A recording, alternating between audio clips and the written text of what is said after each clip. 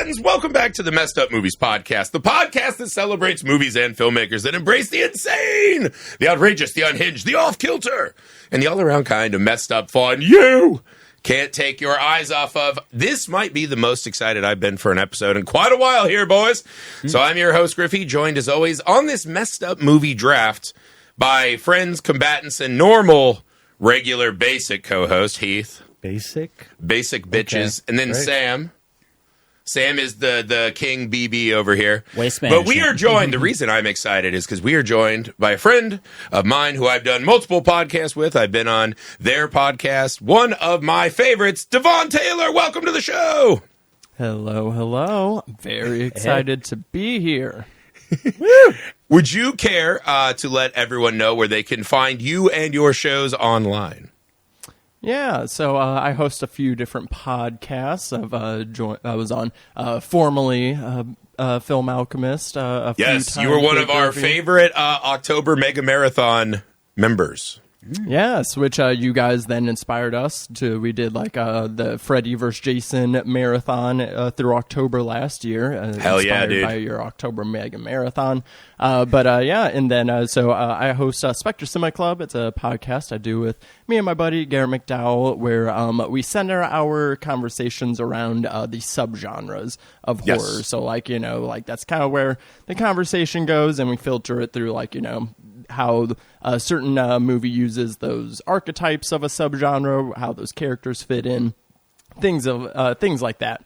And so that is super fun. So whenever you guys do these drafts, you arguing about the rules and semantics and which movies actually qualify is like my most favorite part of these episodes. So, yes, hell yeah. Nice. We should get into that really soon. Yeah. We love to lawyer the shit out of each other. That's the best. No, it's super fun. So that's kind of what me and Garrett do whenever we discuss kind of what movies fit in what subgenres. I also am a co-host over on Pod and Pendulum. That's a podcast where we go through horror movie franchises one movie at a time. So we've done very long ones, very popular ones. We're currently in the midst of the Addams Family media nice, at the moment, which is a super fun one. The Addams Family from Shudder, or the Addams Family, the family? We should actually do we should do like a bonus spin-off of the Addams Family filmmakers, because I do really like multiverse. them. Gotcha. I love them too. All right, so DeVaughn, you came today. You joined the pod. You were kind enough to go to Indiegogo and type in Mr. Cream Jeans and get the perk, which you can still do for a very limited time, to come do one of these drafts with us. We appreciate that enormously. Make sure you're subscribed to Misfit Parade on YouTube too, so you can see video versions of these and our Tales from the Crypt podcast, Keepers of the Crypt, and Messed Up Movies Pod on Patreon. Enough business. I'm very excited to get in. I was telling you guys, every time we're about to hit record, I assume I'm going to just be carried by fanfare and through confetti to the victorious stage. I'm scared about this one. Griffey pays people for votes. I do not pay anyone for votes, you motherfucker. Yeah. He doesn't pay anyone, but Griffey does. The most of you guys thinks about the audience and stuff. He plays to the. He does play to the. He plays to the crowd on how the people vote. Right. Where I feel like he's Sam and Heath, DeVaughn. you guys play with your hearts a little bit more. That's probably true. Well, we're kind of like in a Tammany Hall situation. He's got like Irishmen coming off the boat handing them ballots. That's fine, dude. It's a little unfair. I don't know what you just said. I'm going to take it as a compliment. I like the attempt, but I don't buy it. I'm going to take that as a compliment. So, DeVaughn, you have come up with one of the most fun draft concepts we've had. Would you like to tell everyone what we'll be drafting today? And I would love it if we could set some rules and boundaries on this, because our minds have been racing on what would technically qualify. So why don't you introduce what we will be doing today? Yeah, so I listen to all the drafts that you guys do. I love coming up with lists and drafts and shit like that. And topics kept falling that I was thinking of. I was like, horny horror. That one went. I like that. Body horror. That one got taken. So I was like, okay, I got to get a little bit more specific. I got to get a little bit more unique here. So I was thinking of, again, some of my favorite subgenres that I like to explore. And I came up with death games. This is a favorite of mine.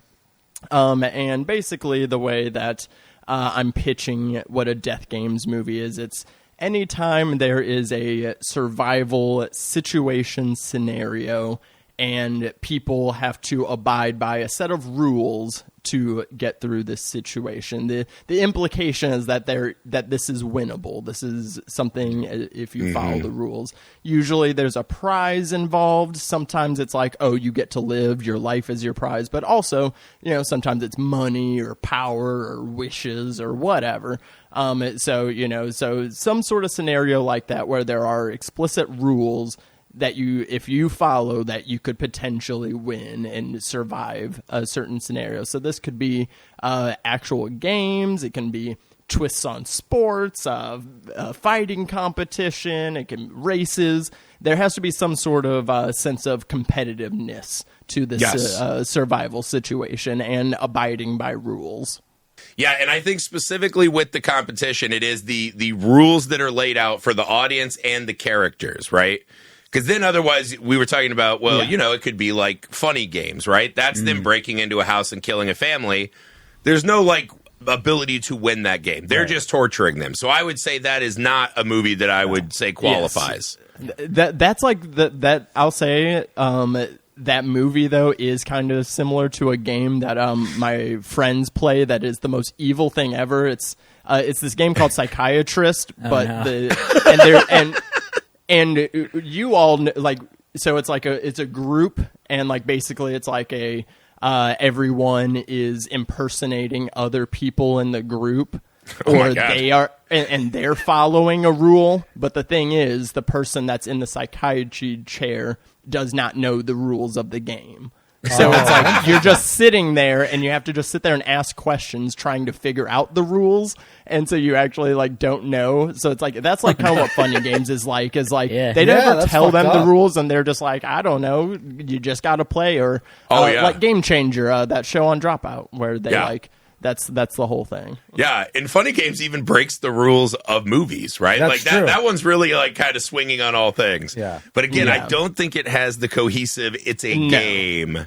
Even they though never it's a lay game. it out for the family, and like you said, in that movie, it is inevitable. They are going to kill that family no matter what. Yeah. So it's there is no explicit laying out of the rules or the option that that they could survive. Yeah, it lacks that kind of test-like nature. So as we're starting to think about this, let's everyone start here. What do you think you're looking for in a movie that you're going to draft? What, Sam, makes a great death game movie? Dude, I feel like I'm even more lost now than when we started. We literally just started. What are you talking about? Well, I mean, when we came up with the idea, or he came up with the idea. What was your question again? What makes a good death game movie? Yes, Sam. Well, everything he said seems to work for me. Great. Yeah. Dude, rules, all that. Good shit. See, he's already slow And rolling death. you. This is what he does. He's rope-a-doping right now. I wish that was true. Emphasis on the dope. I don't know, dude. I feel like he laid it out perfectly. We shouldn't waste any more time. We should just start drafting, right? Heath, what makes a great death game movie? Oh, okay. So, no, I think the suspense is what really makes it work. It's when's that other shoe going to drop? When are you going to make that mistake that costs your life? Mm-hmm. All of these things. Because what's so great about this construct and what makes it so perfect for horror is that you have that. It's like what Hitchcock called suspense, the bomb under the table. The death consequence of the game is the bomb going off. Yes. It's laid out. If you do it right, we all know the rules, and we're just waiting for when it's going to go wrong. Yes. But the thing is, they all know the rules, right? So is part of it, DeVaughn, that the idea that you could live through it is what kind of makes it more intense? Well, okay, so this is what I'd say. Oh, sorry to cut you off. Go ahead, DeVaughn. Oh, I was just going to say, to add on to that is, a theme that I find fascinating. This is the morality of it is I like the movies where you see somebody get tested. Okay, how far are you going to go to be able to how long are you going to try to maintain your sense of humanity before something gets going? I'm a bit of a sociopath, so if I'm putting in any of these situations, Same. morals are out the door. I'm sorry, I don't care who you are, I don't care what's getting going on. It's on. Yeah, dude. Well, zombie movies function a lot like this, right? right? So this is what I was thinking when I was imagining why I like death game movies so much, is I was thinking of Night of the Living Dead, and it's the white dad in the basement. Who's just like, my wife and kids down there, I got to do what I got to do. And you watch him so rapidly just say, fuck all of you, and become this selfish little piece of shit. And I was like, that's what I love in the death games, is when is that realization going to hit to people? It's usually after that first death. They're kind of like, this can't be real. What's happening? Blah, blah. And then someone dies, and they're just like, all right, dude, game on. And all of a sudden, now all those fucking rules leave. Yeah, and it's like, it's a very Lord of the Flies construct, which I love. That's a great comp. Yes. All right, so let's roll for order. DeVaughn, 6. Heath, 7. Me, 19. What? Of course. Sam, 20. 18. All right, so we'll go me, Sam, DeVaughn, Heath twice, and then back. Background. Right? All right.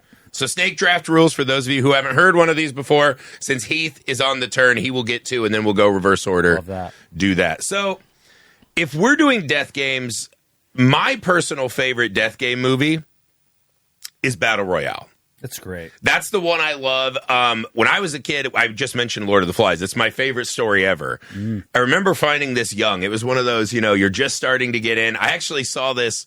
It was one of the very first DVDs I got from Netflix when they were mailing DVDs, right? Yeah. So I had the 3 at a time, and this was one of the first 3 I ever put in was Battle Royale.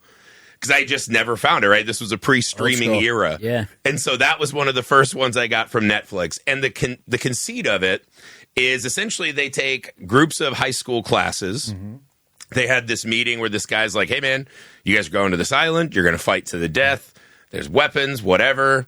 Have at it. And just sets these kids loose, right? And so it has some of those machinations of kind of teenage romance. There's bully. So all the like fun high school dynamics of, like a John Hughes movie. Exactly. Just undergirded with, I'm going to fucking kill you as well. It's like Saw meets The Breakfast Club. Yes, Yeah. exactly. And I think that one too kind of set the stage and standard for how a lot of these wanted to play out after that movie. So I would say it was very consequential to this subgenre as well. I always remember when The Hunger Games first came out, and it was obviously a sensation, but Tarantino was the guy who was like, fuck this. This is a ripoff of Battle Royale. Yeah, right. He was like, and I had never heard of Battle Royale. And I'm like, okay, I got to check this out. And sure enough, he was right. I mean, it's just so good. I mean, they're both worth their merits. Like, I mean, I am an admitted fan of like the Hunger Games franchise, and they take a different spin on it. But Battle Royale is dope because it does focus on the interconnectivity of these students and like the way that they approach the Battle Royale is informed by their interactions with each other so much. And there's such a good twist in the middle that showcases the motivation of the main guy who's like setting this whole thing up. And it feels a lot like the Korean cinema of the time. This is a Japanese movie, right? But I believe so, yeah. It felt like a Park Chan-wook, like Old Boy style twist as well. And maybe that's just because I was discovering these movies around this time when I first saw Battle Royale that it is connected in that way for me. But just... it goes beyond it. It'll flash back. And the Tarantino reference, I think, is apt because it operates similarly like Reservoir Dogs does, where you have this pressure cooker situation where everybody's trying to figure things out. And then it takes time to flash back and give you the context when it's appropriate. Right. It's just a really great construct and an awesome story, and it lays it out perfectly. Yeah, and again, in the middle, I had to look up the name so I wouldn't mess it up. But Takashi Kitano is the actor who plays the teacher who kind of lays it out. His opening, and again, that to me, so good. That's the death game scene you're waiting for, where he's just like, all right, no bullshit, here's what it is. And he's very ominous, but he has like a real... As a guy who is a teacher... Well, that's the thing. Like, it felt like, I was like, this guy's like a real teacher who's just like, I've had it. Right? Well, it's so authentic. It's so fucking scary. And the fact that it's kids, but then you watch the kids manifest that real, like, we're on the edge of adulthood and are also ferocious monsters. Yeah, it's Lord of the Flies. Yeah, the performances are just fucking stunning in this movie. I think it's a damn near perfect film in my mind. I had a question with that. So, go ahead. Go ahead. So in Battle Royale, so you mentioned how it's similar to Hunger Games, right? Is there like any emphasis on the status of the people that are competing? Because in Hunger Games, it's like all the poor people have to go do this to entertain the the wealthy class. They have like government stuff involved, and that's where I kind of see the similarities. But then I think the Hunger Games, with like the emphasis on spectacle and entertainment, and and they're like outfits and everything's so gaudy. But they're both of them are basically, hey, we do this to like keep people scared and to keep the status quo of class. As I recall, Battle Royale, it doesn't take like a larger view of society like Hunger Games does, but in terms of like the class dynamics within the characters, it does explore that. Well, it's just so much more focused, like right? a John Hughes film. Just the fact that this is allowed to exist tells you a lot about the bigger world, without having to like really go out into the bigger world a ton. Yeah, which I personally like. All right, so Sam, that's my first pick. Okay, what do you have for your first pick? I'm already going to try to get squirrely with you fellas, and. The greatest death game movie that has ever been created is Gladiator. Oh my God. Okay, so I knew it. I knew this was going to fucking happen. Is it not, though? Gladiator? It fits. This is no Zero Dark 30 curveball. Like I very much appreciated that one. Like, okay, I appreciated that actually. Dude, that was a anytime pretty great pick, but you like the Zero Dark 30? Osama bin Laden's house as a home invasion movie, that literal. was pretty inspired. I know. Well, he'd come up with that downstairs, and he was telling Sophie, he's like, "Don't let that one out of the bag." I was like, "Thank God she did." Someone would have taken that. That was the most gobsmacked I've ever been doing. It's a the podcast hardest in I've my ever life. laughed on this podcast. So Gladiator's not quite as much of a stretch, but so Gladiator is essentially like real life death games that it's we a actually real life used to death have game in the that world. we used to actually have, and there are clear rules. There are Now, clear like, rules. he can eventually get his freedom if he fights long enough. Yeah. So he could theoretically live through this. Yeah. Yeah, dude. So why Gladiator and not Spartacus? Well, because Spartacus isn't really a death. I mean, Spartacus you It's the could same use. thing. It's similar. Spartacus escapes the gladiator pits very early on in his story, and then leads a rebellion against Rome. True. It's a little more expansive. This is It's all, not as focused on the games. Right. it's not as much about and the spectacle of the games and like the sets that they created with like the lions and shit. Oh, dude, the So one where he cool. fights the guy in the bear mask Oh, and the yeah. tigers are trying to get him is one of the best scenes ever. Yeah. I think The that dude's- chariot yeah, scene is the Titus. best. That was like the first like forming the gang.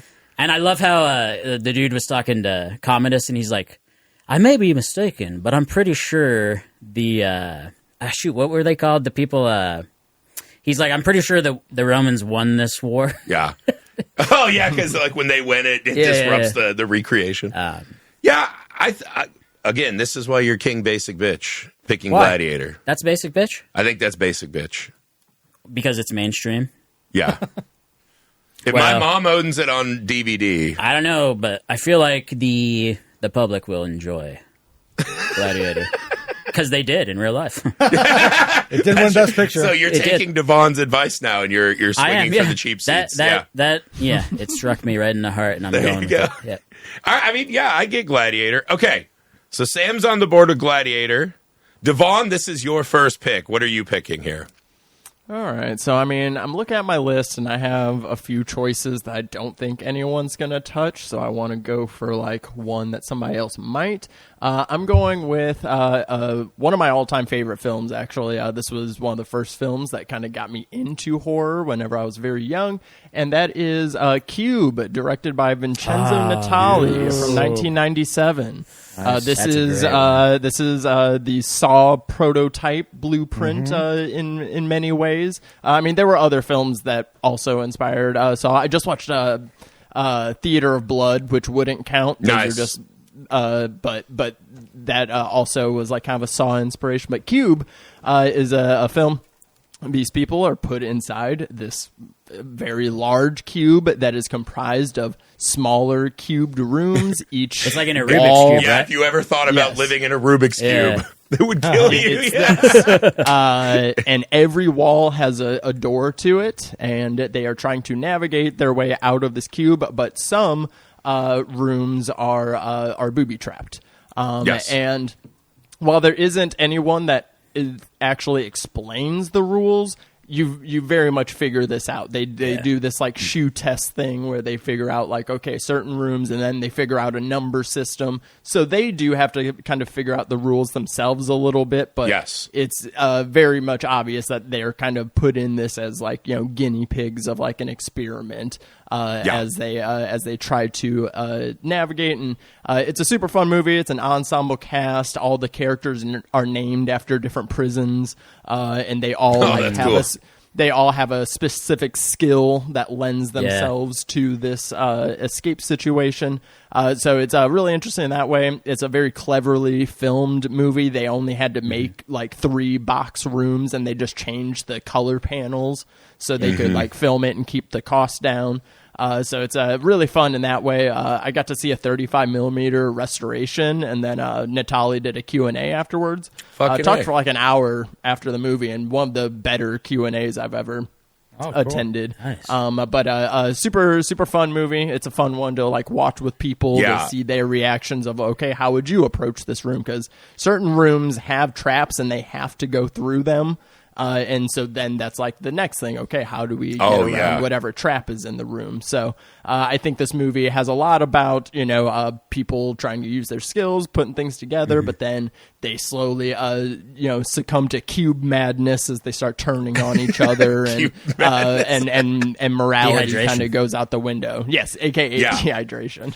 Well, that one too was one of the like very early DVDs. That was like one of the first ones I remember. So a lot of people were getting it. It's also one of the first movies I remember watching stoned. Yeah. And it scared the shit out of me. Dude, that movie scared the shit out of me non-stoned. And I think to DeVaughn's point too, the fact that you don't really know why they're in there. And you never find really out, extra right? triggered the like paranoia that I was experiencing. Even by the end, you have no clue why they're in there. The only guy that makes it out is the autistic. You find out in the sequels. There's a sequel and a prequel that, of course, over-explains things a little bit too much. Yeah. The second one is trash, but the prequel is actually it's decent. And they did a Japanese remake a few years ago. Didn't watch that one yet. No shit. Huh. Okay, I would be fascinated to watch that. There was one flaw that I had with the movie, and that's the original dude that gets killed, right? In the cold open where he gets cut into cubes. Yeah, essentially. What was his skill, man? Like he was probably the one that could have got him out of there. And I was like, well, that's what happens. They never figured out his skill. That is true. They directly ripped that off in Resident Evil. They had essentially that exact same kill. But in Resident Evil, it was a bit cooler the way they did it. I thought where he like dodged the first couple, and then he eventually got down, and he's like, "Oh fuck!" And then he just waffle fried his ass. Yeah. But Cube was the OG, man. Yeah, that was a good one. That's Julian Richings at the beginning, by the way. Julian Richings is a genre staple in the Wrong Turn movies, anything for Jackson, some really great movies. Fucking great movie. I love anything for Jackson. I like anything for Jackson. All right, so Heath, we've taken 3. You have 2. Okay. This is my favorite movie on my list. I got to go number 1 with this. Bruce Lee's Enter the Dragon. Enter the Dragon, yes. Is that the one you were talking about before show? It was not the one I was thinking of, but I do fucking love Enter the Dragon. Enter the Dragon is, I mean, if you like Mortal Kombat, this is the best version of that. It's much more grounded. And so they all get invited. Chuck Norris is one of the combatants. No. He's in a different Bruce Lee movie. Chuck Norris is not one of the combatants in this. Yes, he is. No. Yes, Chuck Lee's in, yeah. No, Bruce Lee fought him in the Coliseum. Yeah, but that's Enter the Dragon. Are you talking about Enter That's not Enter the Dragon. Yes. I thought it was. Yes. All yes, right, I'm telling you. Chuck pause. Norris is in Enter the Dragon. So it's an older movie. It's 70s. I think it was Bruce Lee. No, Game of Death, which is actually another one on this list. Another game. Was Bruce Lee's last movie, but he died during the filming of it. So he died around the same time that Enter the Dragon was released. But it's just such a great... It's a fighting tournament. And it's under kind of like, fucked up false pretenses on why they're all here. And it just has such an amazing climax where he's wandering, trying to find the main guy who's, behind all this and the primary villain. And he's walking through this hall of mirrors. It's just such a cool constructed movie with a lot of great martial arts and fighting. Dude. So it's essentially Bruce Lee and John Saxon and Jim Kelly are like these three. Jim Kelly, you're right. They're the 3 martial artists that are kind of like And being cool with Norris each is other. in it. He plays a villain. Chuck Norris does. I think he was in a different one where he telling fought you. him in the Coliseum. But Bolo Young's in it. He has a Bolo, good scene. That's one of Bruce Lee's first fights. Yep. It is cool. And then, the villain, they essentially did like a Man with the Golden Gun thing where he has the like claw hands and they're fighting in the that's mirrors. how he was gets so cool the as a tiger kid. claws, right? Oh, yeah. Yeah, that scratches. was like such a great It was thing just a as cool kid. movie, yeah. And then Jim Kelly's just like, I need more women in my room. And I was just like, these guys are cool. I was like, these guys are so cool. He's just wearing these women out and then beating everyone's ass. Yep. Bruce Lee like parkouring around in the subterranean like cave dungeons. Yeah. Like that movie was just, and that was the one that kind of announced him to the world. Like made him. I remember when It the sucks that he died right Tarantino before it versus came out. Bruce Lee beef was going on. Oh, Yeah. such And Once Upon a Time in Hollywood, right? And he was shitting on Bruce Lee everywhere. And I just went online and I said, Bruce Lee is a bigger icon in the cinema universe than Quentin Tarantino is. Yeah. And people got fucking mad at me. I, for one, disagree with you. And I on was like, that. I think he's more iconic myself. Yeah. But that's just me. And this movie is why. And this is what you think. He's more iconic. All right, so we've had this conversation a couple times. He's more iconic in culture, but in cinema, Quentin Tarantino, I feel like, is way more iconic. I feel like Quentin Tarantino is like making like a fruit smoothie. Like you're just taking other people's shit and reblending it into a very cool and eatable That's what everybody package. does, isn't it? Yeah, that's true. Yeah. That's a good and I point. feel like Bruce Lee is the smoothie of. If we're gonna have an analogy, he would be the smoothie. No, Bruce Lee would be the rock hard ingredients for your smoothie. Smoothly. God damn it. Anyways, what's your second pick, Heath? Yeah, no, Bruce Lee, honestly, though, loved fucking Game of Death movies. Yeah. A lot of his movies Yes. are this exact Yes. premise, right? Which is, he Yeah. has the famous one, Game of Death, where they're literally fighting up And the tower levels, to different yeah. And martial that's the artists one that that they did the raid Kill after. Bill. Yeah. Kill Bill is based off of that. So her outfit, her Yeah. yellow jumpsuit, is based off of. And this what is Bruce a- Lee Yeah. wears. This is a fun one too because there's like a sub genre of death games movies where it's either movies where people are put into a trap and they don't know why or whatever, but then there's also ones like this where it's like people willingly enter something for like Yeah. a goal. Yes. Is also fascinating. Yes. Oh, Yeah. for sure. So, okay, I'm going through IMDb. You might be right, Griffey. God, I could have sworn that Chuck Norris was in this one. But I think apparently his not. was called Return of the Dragon, if I remember. Oh, Return of the Return, Dragon. because they fight Yes. in the Coliseum, Okay. and that's the weird one where they keep cutting away to a cat, and it's just like they do that in another famous Game of Death movie. I won't fucking God, spoil. Bruce it. Lee is just one of the totemic avatars of cinema. Yes, And that, unfortunately, I think it's starting to get lost now. But I was so reared on Bruce Lee movies, oh yeah. like Fists of Fury and the Chinese Connection and all those. Oh well, when we were kids too, once Wu-Tang dropped, you're like, now I got to go find all the movies that they're referencing. Yeah. And there was this whole like finding those like old Hong Kong action movies that really like blew my mind for a while. they're And so Bruce Lee good. was the king. He was the king of those. Okay, so I'm on the turn, and I have another one here, and let's see. I had it kind of picked out. Let me just. You picked Battle Royale. That was definitely high up there. I'm going to go with. I'm just going to take it off the board. I'm going to take The Long Walk. I was wondering. I figured that was going to be a Sam. Yeah, So exactly. this is going to be probably the newest movie on anyone's list. Yeah. So why The Long Walk? Because it was just so well realized. We did a whole podcast on it. We, go back into the archive, and I think that was one of our more popular episodes from last year. It was. That was the one where we got multiple 1-star Apple reviews because they're like, these guys, they're too political. It's like, did you watch The Long Walk? Yeah, Like, right. How do you not see politics in that? They're Yeah. like, horror movies aren't political, bro. And I was like, I guess you didn't see the same movie I always as me. go back to the chemistry between the two leads, which really makes that movie work. That movie is a why casting matters movie. Yes, like absolutely. they nailed that cast, and you can't make a movie about people walking without caring about these people, right? Yeah. Because that one has, as far as games go, that seems like the most innocuous version of the game, right? Just walk. Sure. And the movie does such a good job of giving us this slow burn time to kind of sink in with these guys. Yes. But then I love how it's just they're literally walking through the remnants of the world that we're in now. Right? And it's like this slow realization. You're like, fuck, dude, we're pretty close to this.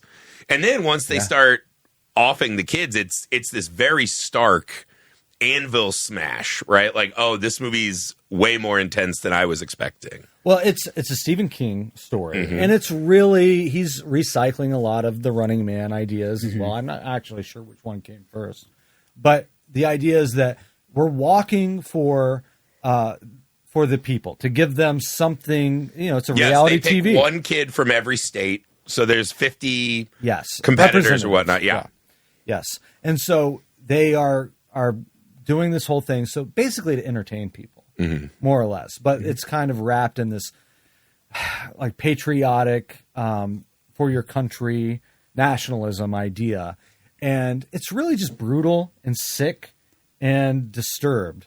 But they don't have a lot left, and so it's like The Long Walk is to remind you that what you're going through right now, this horrible time, it's these kids are showing you that grit and determination, gumption, American gumption, perseverance, and pull yourself up by your bootstraps. And we're going to, And to DeVaughn's 49 point, of them are going to die. Now you get the fucking crib in Malibu, and you get the orgies and the drug parties and shit. Yes, Like, exactly. now you're in the get club. Literally anything you want, right? Yeah. You have to die for the American dream. You have to sacrifice everything. Yeah. And we live by that. And it's in America in the movie where it's like, 49 kids got shot in the face.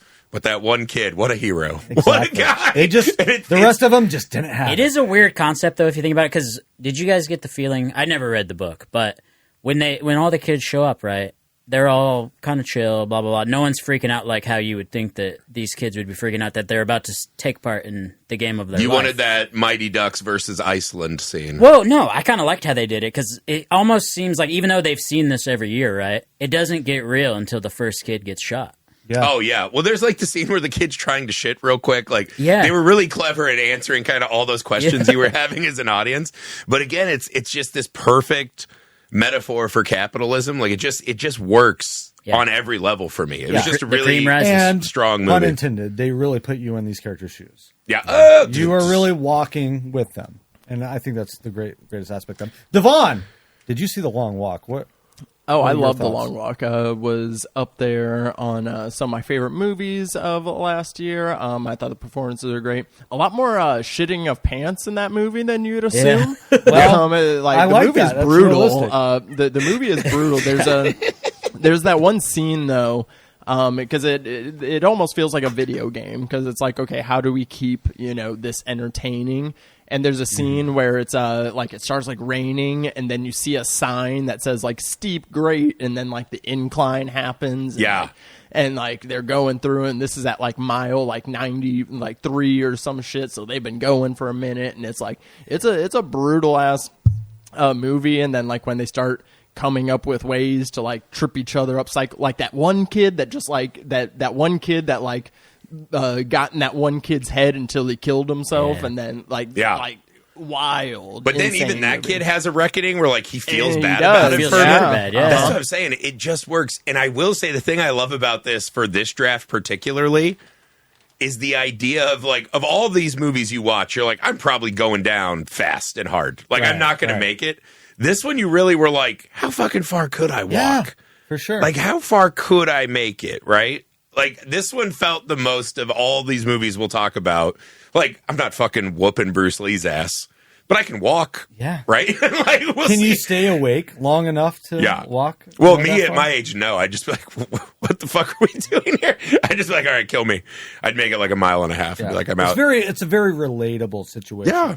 Where you can put yourself into that scenario. Yes. And again, a movie that just came out at kind of the right time societally. Whereas, like, I feel like a lot of people need to hear this, and the movie did a good job of making sure that the people who need to hear it most wouldn't immediately turn it off and run, which I think is one of the big strengths of the movie. Yeah, I mean, right afterwards, we had the whole situation in Minneapolis. Yeah. People are getting shot in the street.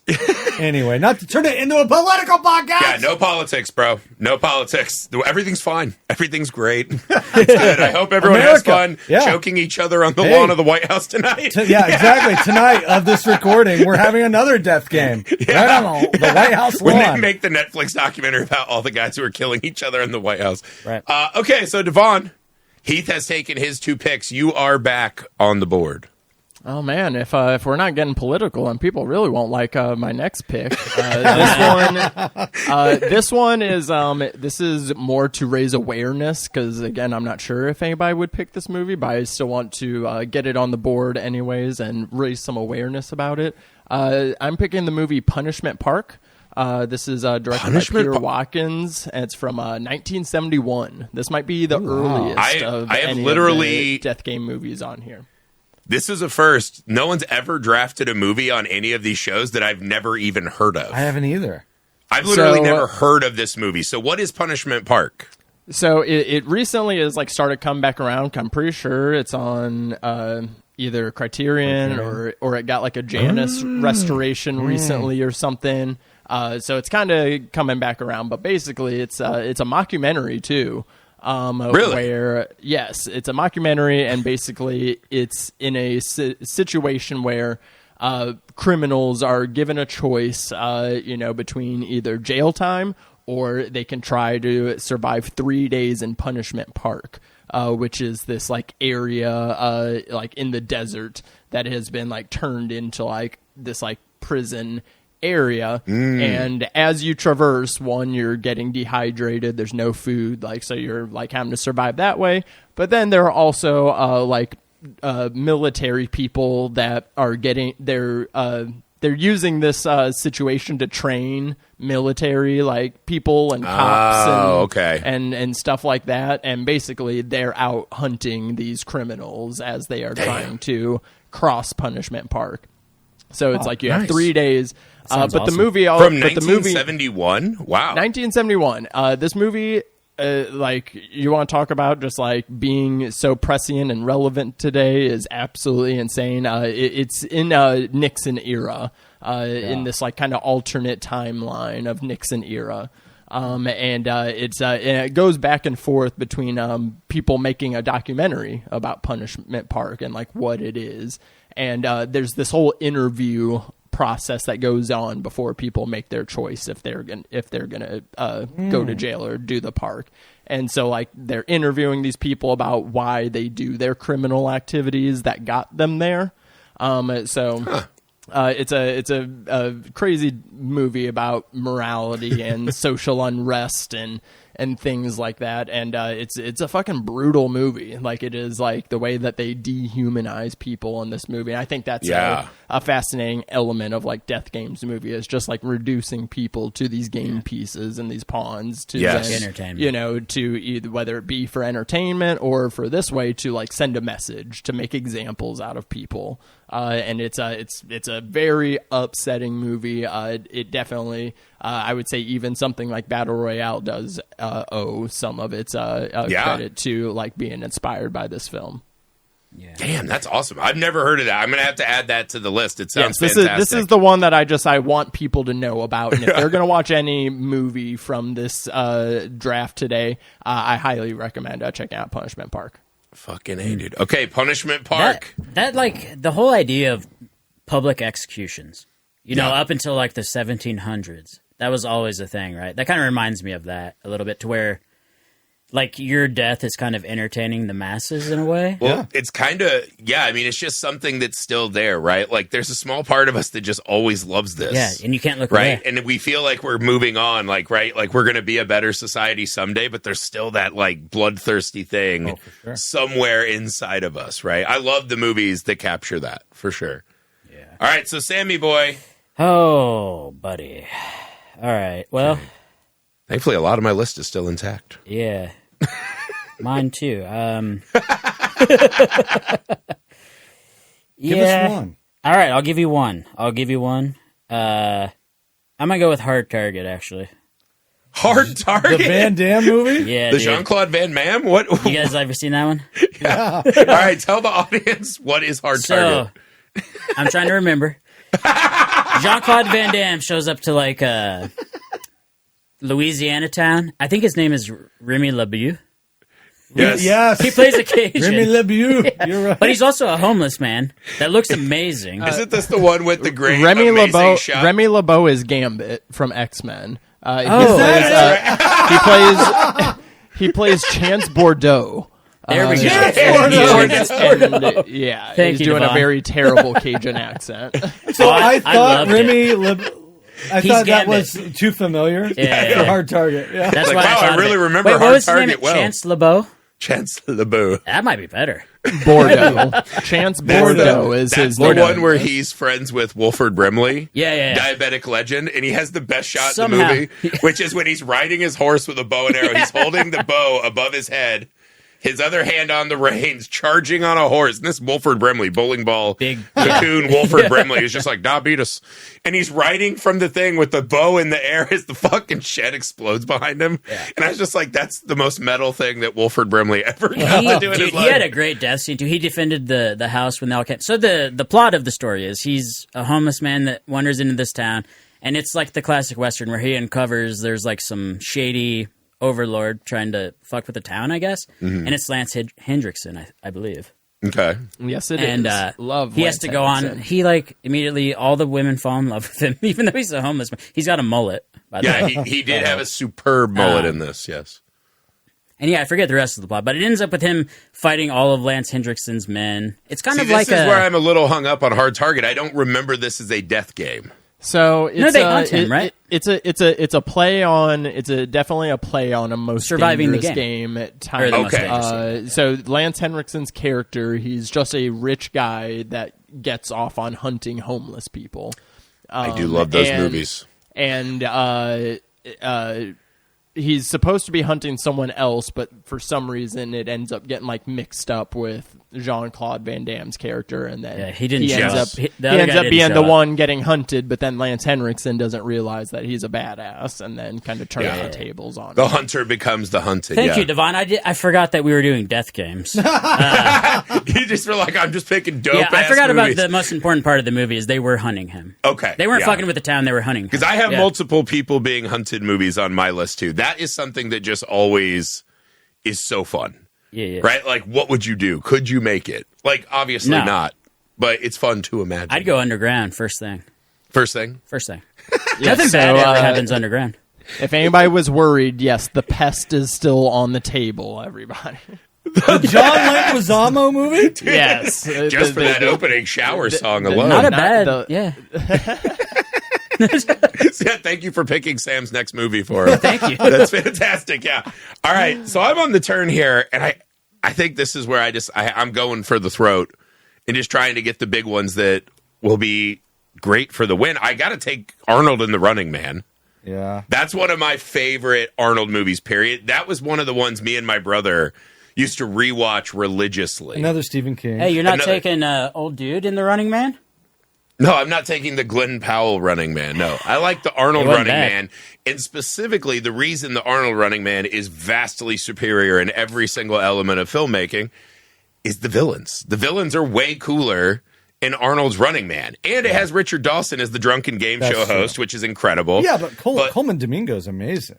Coleman Domingo might be fine. He doesn't have that authentic drunken guy who got That's stuck in a true. place that he wishes he was higher than. And Richard Dawson was a real game He was show a real was, game yeah. show host, dude.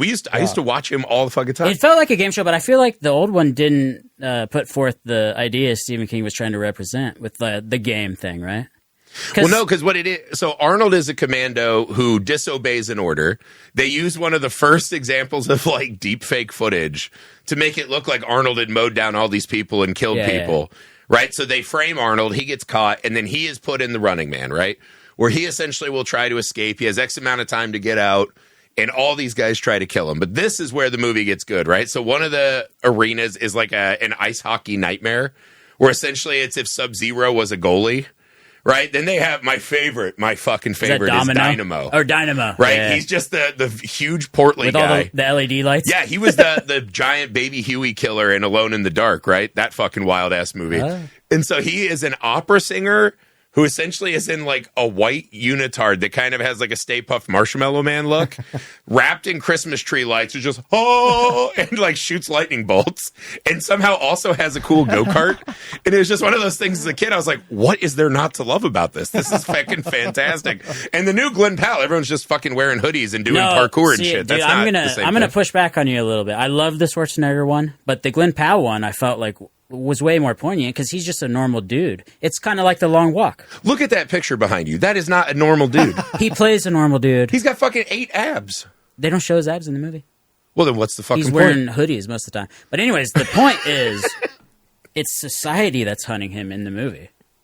That's not. I don't want to see my neighbors trying to beat up Glenn Powell. I want to see It's fucking interactive. cool gladiator Imagine if you warriors. could fuck with the people on Amazing Race. Hey, let me ask you this: did Glenn Powell have to show down versus Jesse the Body Ventura? He had to show down versus Boom, I some win. guy. I forget the guy's name, but It's he was, not Jesse the Body Ventura. well, because he's too old. Otherwise, he might have been. I was in no. I just love that. That movie just has all of that like 80s, like big kind of It garish, does. sugary Yeah, cereal it does. shit that And I the sets love. were so cool. And that's the thing. It felt I like think- a game show. I think we have a problem in modern action movies where everyone's trying to be too like real. Yeah. It's like the Jason Statham thing, right? Where Yeah. he's always just like, "Oh, I'm a working man and I can whoop everyone's ass with my fucking Yeah. ball cap and whatever." And it's like, dude, miss like- me with that. Give yeah. me the fun shit. We Give just me want the action one-liners, figures. man. Yeah, I want the one-liners. I want the fucking cartoon heroes. I want them to be huge and comically buff. Like, that's just what I love. That's the I love aesthetic when it's I like love. segmented into like stages too. Like that's like Yes. really fun. Like that's kind of a sucker for me in some of these movies too. Is like when they have like a really interesting format. You know, like okay, how Yes. does this work? Like as much as I love Mortal Kombat, the bracket system of that fighting tournament makes zero sense. It's non-existent. Talking the '97 one, not even the most recent Yeah. ones, Yeah. but like in that, it's like wait, how Yeah, I was gonna who pick that fights one. who in this? You know, it's like Yeah. it's like I like when there's like clearly like defined like stages for this. You can see the. Oh, dude. It was like future. when we were kids and they had that show on Nickelodeon, Global Guts. And they'd always go to the new arena and they'd have like the beauty be so shots. bad. Yeah, Yes. exactly. And they'd show you the arena and you're like, oh my God. And this Running Man had that. All the stages That's were like true. these Yeah. unique, like the boss, the world was fitted around the boss's powers. That was cool, yeah. Which was just fucking cool, man. And Arnold was just the coolest king of action we've ever had. He's the best. That movie just fucking rips. All right, so I'm taking Running. the Running Man, the not the the fucking 80s hoodie Running version. Man, right? Yes, the 80s Running Man. Are these your last? Is this your No, last I pick? had 2 more after this. He's the Oh, this is your first. This is my second. For my third pick, I got to take it because I just feel like it's such a great concept, and it's probably the biggest death game we've ever seen. I got to take The Purge. Yeah. The Purge is a brilliant, again, political in Eh. nature. But again, I can push back a little bit on that because isn't the point of the purge is there's no rules? But I guess that's the a rule. But that I guess that is the rule. Yeah. That's I the would rule. say that's the rule, and I think what helps the purge out is that there's a countdown on this. There's a timer. Yeah, there's a Like, timer. Yes. Okay. It's for 24 hours specifically, and that's it. So there's I a think- clear point where you live. So I think that sets the parameter for the purge enough for it to be like I definitely think it counts. The Purge is death game D&D. You write whatever campaign and character you want. Are right? you picking I the guess. first purge? It's a non-linear game. I'm taking Yeah. the Wait, Purge, the the best- first one. or the original? No, not the first Purge. Yes, the first Purge movie we saw. The first purge. Yeah, not the. Yeah. I don't know. To me, it feels more See, like I'll a say I think scenario. that's where you messed up because the first That's one's where I just messed up? that's just a home invasion movie mostly. Like that's not even the one that takes No, but advantage see, of the purge. that's where we introduced concept. the concept, right? The introduction of the concept to me is the best thing in the franchise. I actually don't think the movies have been that exceptional. I think it's probably one of the most threadbare franchises we have, but that concept is fucking perfect. Like, I remember reading the original version of that script and just being like, this is fucking Right. genius. So Sam and I were just at the movies today, and they showed a preview for the rom-com version of this. Oh, yeah. Yeah, where everyone can only have premarital sex one night a year. So okay, yeah, and it's like it's just so obvious Yeah. What that crazy. that does not translate to No. that works for horror, that works for messed Yeah. up. It does not translate Well, to romantic also- comedy because it's like yeah. you're putting us in a romantic scenario, So- and what's the bigger world? Like who are the people that fuck on days outside of this? Like Everyone's they're getting dragged married, into the street, I and guess. You have to shot? get married, yeah. Like Yeah. that's romantic. Well, you have to. Well, I Yeah, think no. that's the point is that it's not romantic at romantic. all. It's not but romantic. It's not I think what's romantic. funny about translating it to the comedy is weird because, like, I think I love the Purge franchise, and I think There we it go, yeah. plays into And I love it in that, like, same with Griffith. Like, it's such a great concept. I mean, the best movie of the bunch is maybe 4 out of 5 stars. Like, I don't rate them like super high, but I like the consistency and the exploration. But the thing about the Purge franchises, though, is like people only want to murder. Is the funny thing I find. It's like there's nobody no, like, corporate like espionage. Like, yeah, I'm trying to pull heists on Purge night. Like, I'm not wasting my time trying to be a degenerate in a mask, like, trying to kill somebody. Like, I'm pulling some heists and making some money. It is true that the sequels didn't get enough into like other kinds of crimes. They always kind of fall in the same like big group of like hooligans. I just want to rape and murder. I know. What are they trying to say? Are we all psycho? Yeah. I guess. Yeah. I mean, I guess. Wait. So I have to push back a little bit on this. I don't understand what the objective of this so-called game is. This is why it's D&D. It's a create your own game. No, it's just a scenario. I don't think it's a game. It's a scenario. It's a game to the people who are out trying to get whatever they want. They are chasing an objective. What's the objective? In a world where rules are now suspended, right? That's what I'm saying. There are no rules. Okay, so here's what I'll say. Is, going back to my point, if we are going to argue with Josh a little bit, is I do think you picked the wrong movie. Like the first, the original movie is people just trying to break into these people's house, and that's it. Purge they're Anarchy. Trying to get the objective of the person that they give shelter to. So, well, isn't he like a politician? Trying to be good Samaritans. So I will say, puts them in the game.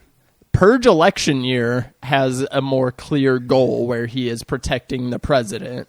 And like throughout the night, that even has a more clear objective than the original movie does. And then like, is that the Frank Grillo one? And then or Frank Grillo's in 2 and 3, and then the prequel movie, the first Purge, people are rewarded money for kills and things like that because they're testing the Purge concept out in the prequel. That one's more of a game. I would disagree that the original movie is not really, but at the same time, the concept, I think, I say we let Instagram decide. It's a game. It's a game. It's undeniably a game. First off, so if you guys want to fucking plant your flag on that, that's fine. A game. I don't think it's undeniably a game. It's life, bro. Huh? Isn't it just life? Isn't all life a game, bro? We're going to do that. That's what, not you Shakespeare. already tried that shit. Yeah. You already tried that It's not Shakespeare, but someone said Michael Jordan said Jordan's, all life's a game and you're just a point guard, right? Yeah. Ball don't lie, dude. Yeah. Ball don't lie. Right. No, Michael Jordan said that, I'm pretty sure. Yeah. Or Michael Scott, one of them. But it is objectively, this is a game where you show up to an arena. It's like a wet t-shirt contest, right? If you're here at this time, rules in society disappear and anything That's goes. not It's a Suds party at Panama City Beach, dude, but across the whole America. Yeah, you're like, you might get the clap. Who knows, dude? Bubbles are gross. That's a PSA. Don't go to bubble parties. We believe you. I didn't get the clap, but at least I in a wet t-shirt contest, there's someone judging like Charlie Sheen and Nick Cage. You don't think the next day everyone's Charlie Sheen and Nick Cage? Dude, if there was a wet t-shirt contest hosted by Charlie Sheen and Nick Cage, I'm clearing out my bank account. No, didn't you see the Charlie Sheen documentary on Netflix? No. He said he got out of rehab to go to I think it was a wet t-shirt contest or something. Like he got a day pass? It was he and Nick Cage were supposed to judge it, and he made a wager with the woman at the desk at the rehab place, and he was like, I got a thing I got to go to. You got to let me out. He's like, I'll be back by this time. And she's like, if you're not, I'll call the cops. And he said he showed up with like 5 minutes left. Hey, that's a game. See, that's the Purge. That is a game. That is one of the thousands of games that are happening all at the. It's the most death games you could ever have in one movie. It is. Okay. It is. It's multiple death games. All right, so I'm taking the Purge. Sam, you are up for pick 3. I'm about to purge. Sorry. You did that earlier. Yeah. I'm going to go with... No, you're just mad. I smacked aside your feeble attempts to fucking discredit me. How dare you? I have to try, right? All right, let's see. Let's see what you fucking pick. Okay. So I'm going with a... Which other Jean-Claude Van Damme movie you don't remember the story of are you picking? Well, I don't remember the story, but it's a childhood favorite of mine. And I don't know if any of you guys... This is all going to be on me to explain it. Because I don't think any of you have seen this. Have you guys ever seen a movie called Mean Guns? No. All right. So I pulled up IMDb. I'm going to read you the 100 people who have betrayed the syndicate are gathered in a prison opening the next day. They are given weapons and 6 hours to kill each other. The 3 remaining share $10 million. And this was the 90s, so that's a lot of money. That sounds like an awesome death game. Yeah. Dude, that sounds like a great movie. I've never heard it. Mean Guns. And I'm surprised you haven't seen it because it Starring stars the Highlander. Christopher Lambert and Ice-T. What? Okay, so dude, this is... Hold on. This I've is, never This even actually heard of this seems movie. pretty fun. Let me So explain. now I have 2 movies to watch. What let me the explain fuck? it. All right, so all these guys, it's basically John Wick, right? They've all betrayed the syndicate. They're all like hired assassins, blah blah blah, hitmen. They gathered them for like presumably a job or something like that, I think. And then Ice-T is on a speaker. Ice-T's it's a building in New York or some big city. It's a skyscraper. They have to fight their way up to the top. Ice-T's on the top, and the entire movie he's playing chess with himself and speaking. This is fucking great. That sounds so good. He's speaking on the intercom, and he says, you know, he lays out the rules. You know, you have 6 hours to get up here. The last 3 remaining will get $10 million. If you don't make it up there in time, we will kill you. So, and then they drop a bunch of bags of weapons and swords. That's awesome. And Lambert grabs the katana right off the start. Oh, dude, stop. I'm No, getting actually, erect. I take that back. I'm remembering it all now. He grabs a baseball bat first, and then later in the movie he gets the sword. Hell yeah. And he's got a trench coat, so they're literally trying to make him the Where is Highlander. this Dude, you get Okay. Christopher Lambert and a McGruff the Crime Dog coat, And I'm then in. the hottest lady assassin immediately teams up with him. So it's like him and her, and then I think they get like a nerdy... I cannot believe that my dad didn't show me this before he Hell, left I've my never life heard of it forever. either. What is This this? had to be a movie he loved. It's so There's no fucking way. cool. IMDb says it's repetitive, but, you know... Wait, whatever. what's the name of it again? It's called Mean Mean Guns. Guns. Mean Guns. It's from the same director of Cyborg, starring Jean-Claude Oh, Van Damme. I have seen another Cyborg, one, yeah. This yeah. guy has also directed Doll Man, that Captain America movie from 1990. A very interesting Wow. filmography Let's say his name. by Albert Pion. Pion. Yes. Albert Pion. And written by Andrew Witham. Sorry, Andrew Witham. I didn't mean to laugh. I don't know why I know laughed. an Andrew Yeah. Witham, in fact. I wonder if it's the Your same script guy. is amazing, first off. I don't know. I don't know why I Seems laughed. like a Yeah. really good... Well, damn it, Sam. I wanted to shit all over your pick, but that sounds fucking Yeah. I delightful. just gotta got to watch pick it. movies you haven't seen. We need a screening night. for Actually, it this. sounds really Yeah. fun. Dude, I would be willing to watch this with you guys. Like I said, I haven't seen it in about Thank you 30... for climbing down from your lofty heights I to would- watch me get with us. On your shitty-ass TV, I would do it. You fuck. You absolute But I haven't fuck. seen this movie in 30 years, and I don't even know how thanks to DeVaughn, I thought of it again, I guess. Mean Guns. Hell yeah. Amazing. There was another sports movie I thought for sure you were going to pick. I may still. You might. Okay. That's fucking rad. Sam, you are working on a perfectly good third place Does list. you remember that Titans count? No. Remember the Well, Titans? They did all die. No. What? They Eventually. literally none of them died what do except you for you mean have old They age. all died of old age. No, I thought the original team died. What? Like in a bus crash? Isn't that what it's about? You thought, remember, the Titans ended with the team getting Oh, wiped you're thinking out? of We Are Marshall. We Are I'm thinking of Marshall. We Are We Are Marshall. Marshall. Yeah, They don't yeah. die in the fucking game, though. Well, they're going to the game. Why, this is not your pick. Why are we fucking talking about? Yeah, we're not doing commuting deaths. And when we do best commuting death draft, which I already can think of like 4 or 5, that's a good list. We're years away from that. Yeah, we'll get to it someday. All right, so DeVaughn, you are on the board with pick number 3. All right, man. This is hard because like I want to get variety on my list. I don't want things to be too similar.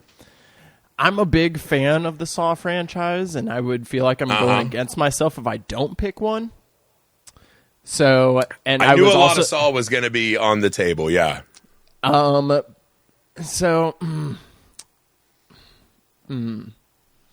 Okay. So, I'm not though. I'm actually not. I'm Oh. gonna go with Oh. I'm gonna go with a different movie that it's a little bit lesser known, but this was definitely when it's been a Netflix staple for like a long time. I remember like when it first dropped on Netflix, a lot of people were watching. No, it, so- you bitch. Don't do it. Don't do it, you so bitch. I'm gonna don't, pick- don't you take it. I'm gonna pick Would You Rather. That's a great one. That is a good one. From 2012, starring Brittany Snow and Jeffrey Yeah. Combs. And this movie is sadistic as fuck. Yeah. Yeah. I think this really exemplifies the death games because this is a one, it's a willing challenge. Like, people go to this because they need money, and I think it's all about money, right? Like, they're all offered money. They're all kind of poor people. So this rich guy gathers put down people, desperate people. Like, I think that's something in death games that is interesting. Like, desperation and how that affects people. So he invites a bunch of people over for dinner with the idea. He says, hey, you could walk away with life-changing money. Just come to this dinner, but doesn't say what it's about or anything. And these are all people that need money for one reason or another. And basically, it's they play on the classic would you rather game. People are offered a choice. You can do this or you can do this. And each one has their advantages and disadvantages. And if you complete the challenge, you get a certain amount of money. And as it goes on, the challenges get harder. But then as people reject if they fail a challenge, or then they get killed, essentially. Right. Or sometimes the challenge will kill them. But a lot of the times the challenge will kill you. And what's fascinating about this one too is like, okay, people are offered these choices, and like the thing is too is like you can pass up a challenge. But one, you don't obviously get an opportunity at that money. And two, if you pass the challenge up, he's going to make it worse for the next person that has to take that challenge. Yeah. So then there's these plays on, okay, let's try to work together. But then they're, inflicting, there's certain people that are saying, no, fuck this. I'll inflict pain on somebody else. I don't care. Because there's like certain challenges where they do have to even like injure the other person and like hurt them in a certain way. So the creativity of these challenges are crazy. It's like there's like a whipping stick. There's hold your breath in this barrel of water. There's like all these very... hold the firecracker while it explodes. Hold the firecracker while that it was explodes. My favorite part. And you forgot to mention the Trailer Park dude. The Trailer Park Boys guy is one of these guys, isn't he? Yeah. Or am I crazy? Yeah. Okay. He's the one that gets his hand blown off. Yes. Yes. But Jeffrey Combs is eating it up as the game master. As he does. It is such a fun performance. He's always eating. I served Brittany Snow at my bar one time in L.A., and, oh my God. And it was funny because she's a goddess for me. She was in this green dress. She looked incredible. And like instead of like my brain going to like, oh my God, you were so hot in X, I was like, oh my God, Would You Rather? That's such an underrated movie. And she was like, oh wait, she's like, you really enjoy that? I was like, yeah. And she's like, oh my God, I had so much fun doing it. And I asked her about working with Jeffrey Combs, and she just had nothing but great things to say. She was saying how it seems like it would be fun to shoot that. It's all in one room. Yeah. It's just all acting. Yeah, but she said he was like the ultimate professional. He was like, helping people with lines in between takes. He was, keeping the morale up for everybody. So like good stuff, because we love Jeffrey Combs, of course. Yes. This movie, it is brutal. It puts you it's a perfect one to watch of going, okay, how would I react to this? Like, it's a simple choice. How would you choose in these situations? And I think the movie has a lot of creativity into it and a lot to say about just the human will and in the situations we're kind of what we're going to do when our backs are against the wall. Yeah, it is funny listening to you talk about that and rereading through the list here. So many of these have that like hard political undertone that kind of capture that, bigger societal about how rich people take advantage of people at the bottom. And it has this kind of like American wish fulfillment, right? You're like one big score away from being one of those rich, powerful people. Politics is a game. Yeah. It's all a game. Yeah. Like that's what it is. It's competition. Yeah. And that's kind of what this country is based on. Yeah. Well, did you guys hear about I think it was Serbia in the 90s? People were paying to shoot civilians. They were hostiling? Was this Slobodan Milosevic era? Oh, yeah. Probably. What a name, Slobodan. I used to play a D&D character that I named Slobodan just because I kept hearing his name in the news. That's a quality name. Dude, Slobodan, I was a turtle. In Pokemon? I was what is it? The fucking turtle people. I was a turtle monk. Named Slobodan. Oh, in D&D. Yeah, in D&D named Slobodan. Nice. And I would just whoop everyone's ass with my Ninja Turtle skills. Neither here nor there. Why not? All right, would you rather... Don't do that, Heath. Don't be mad that The Purge is the best open-world shooter of all time. All right, so Heath, you have 2 picks. These are your last 2 picks, so make them good. do it right. I cannot believe this title fell to me. I've got to go with Ready or Not. Yeah. Yeah, I was wondering. That started to It was pop there up for a me lot. too. Yeah, so obviously this is a hide-and-seek game. And Samara Weaving, I mean, she is really making a run at Mia Goth for one of the best horror film, not necessarily, like Scream heroines.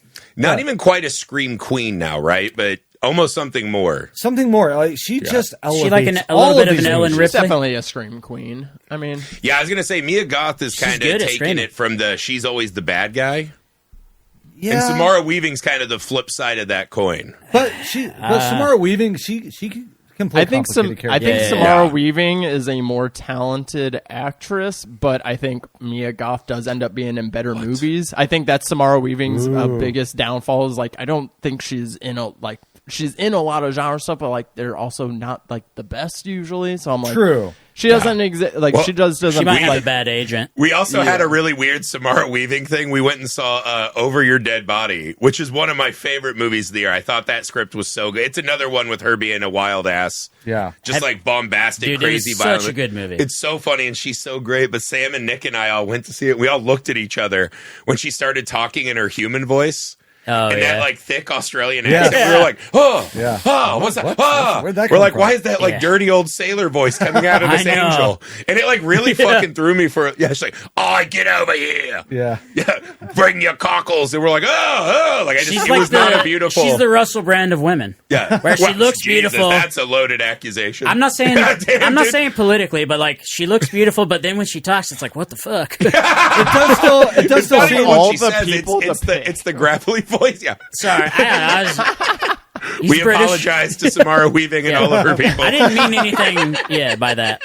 It does still seem like she's still trying to prove herself, which is a crime because she's so amazing. Yeah. But especially in this movie, Ready or Not, because we are on her side from the beginning. It's even that, I think it's in the trailer where he kind of tells her, like, oh yeah, we're playing Ready or Not. She kind of has that laugh, you know, like, oh, this is fun. This is a fun novel. little rich person, and quirky it's so thing. relatable. Yeah. And just kind of how it takes a while for it to dawn on her. Mm-hmm. That's what I love about this movie. It's so relatable.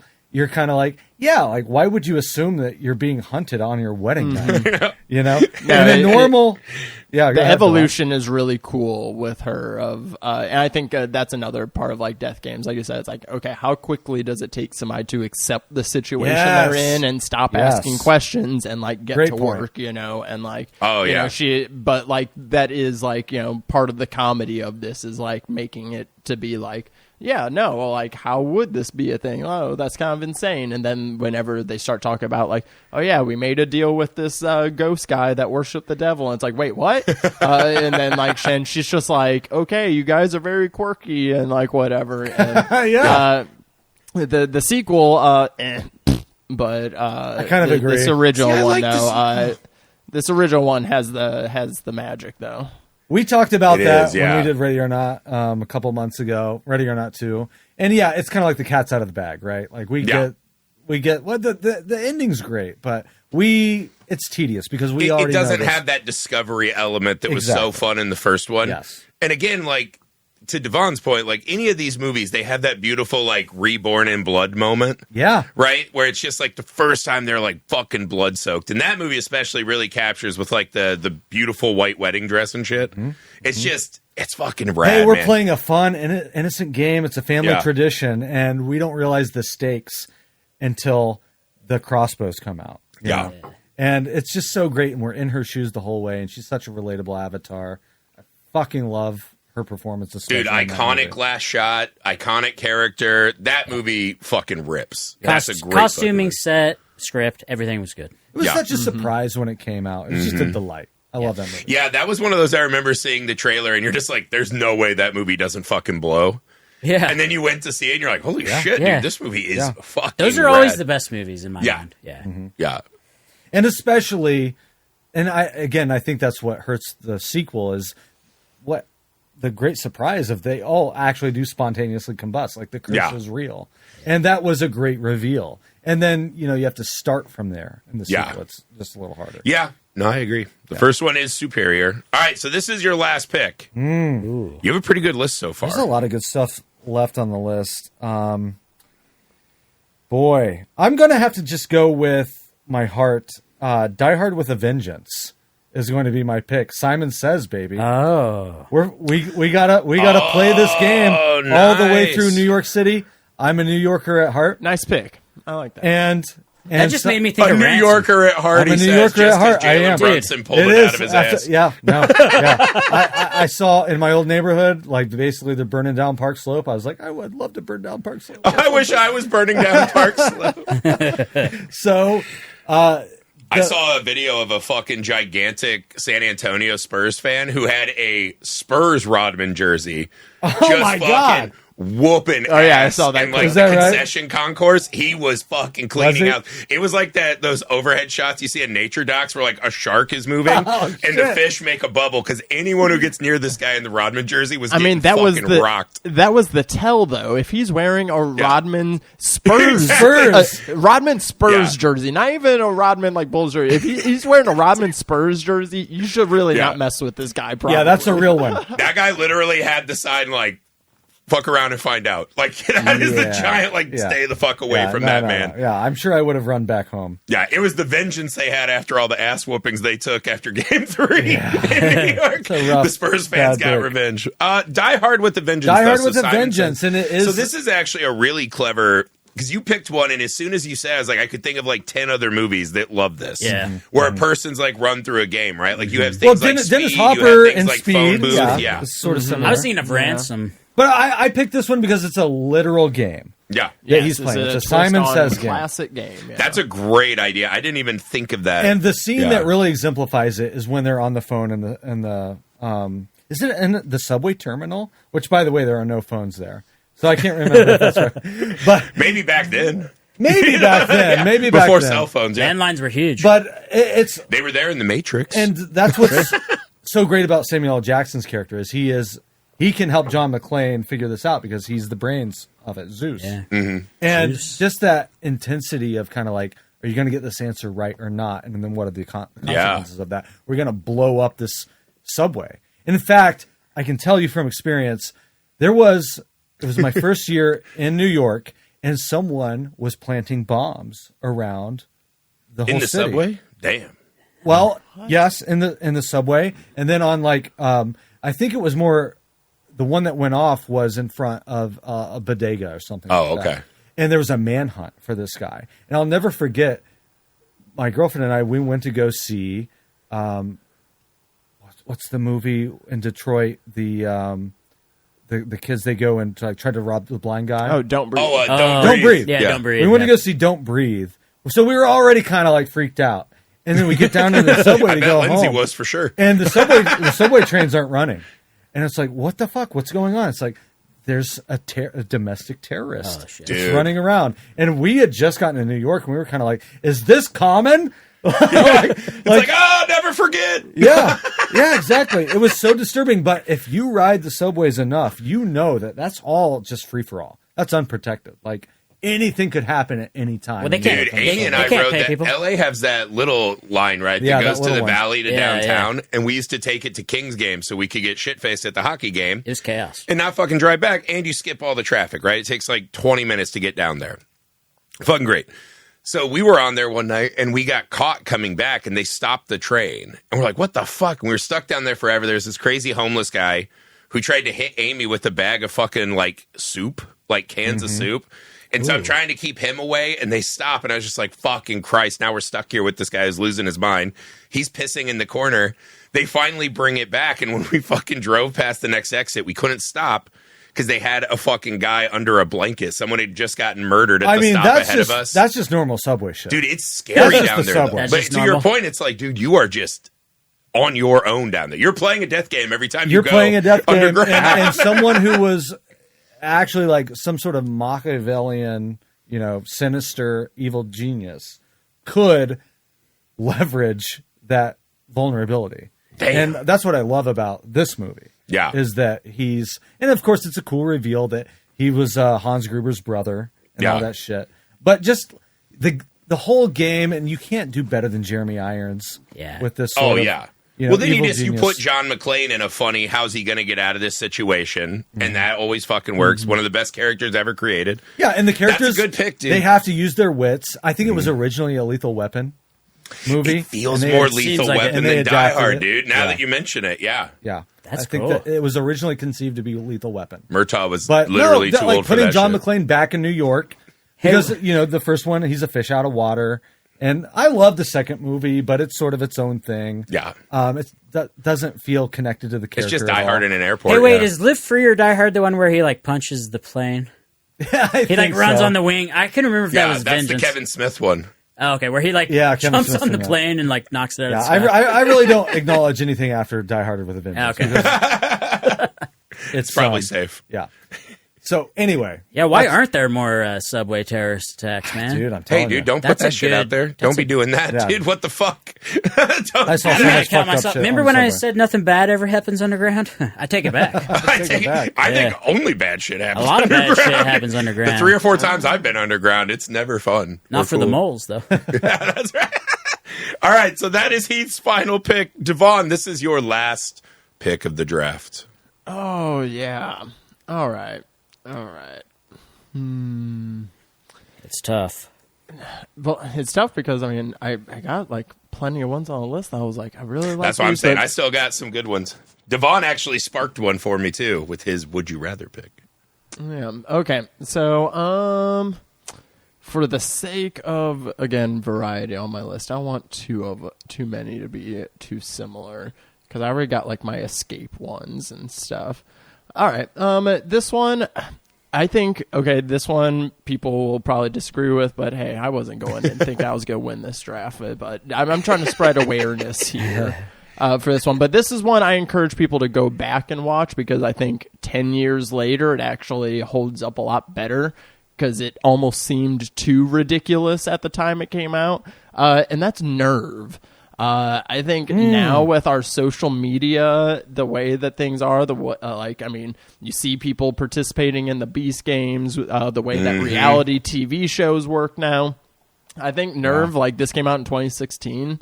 And I think, now, it's when it came out then, it was oh, yeah, no, the kids aren't that crazy. The kids aren't that down bad to where this could ever happen. And it's no, it's literally already happening. But I really like the premise of this one, how modern it is. It is basically this gal. There's this app in this world where people can either be watchers or they can be players. And if you are a player, you get paid to do these challenges. It's basically like social media, truth or dare. And people rise in status, based on the things that they complete. They also earn money for all of this. It's people just doing crazy shit in public and committing crimes and everything. And this Emma Roberts links up with another player played by Dave Franco.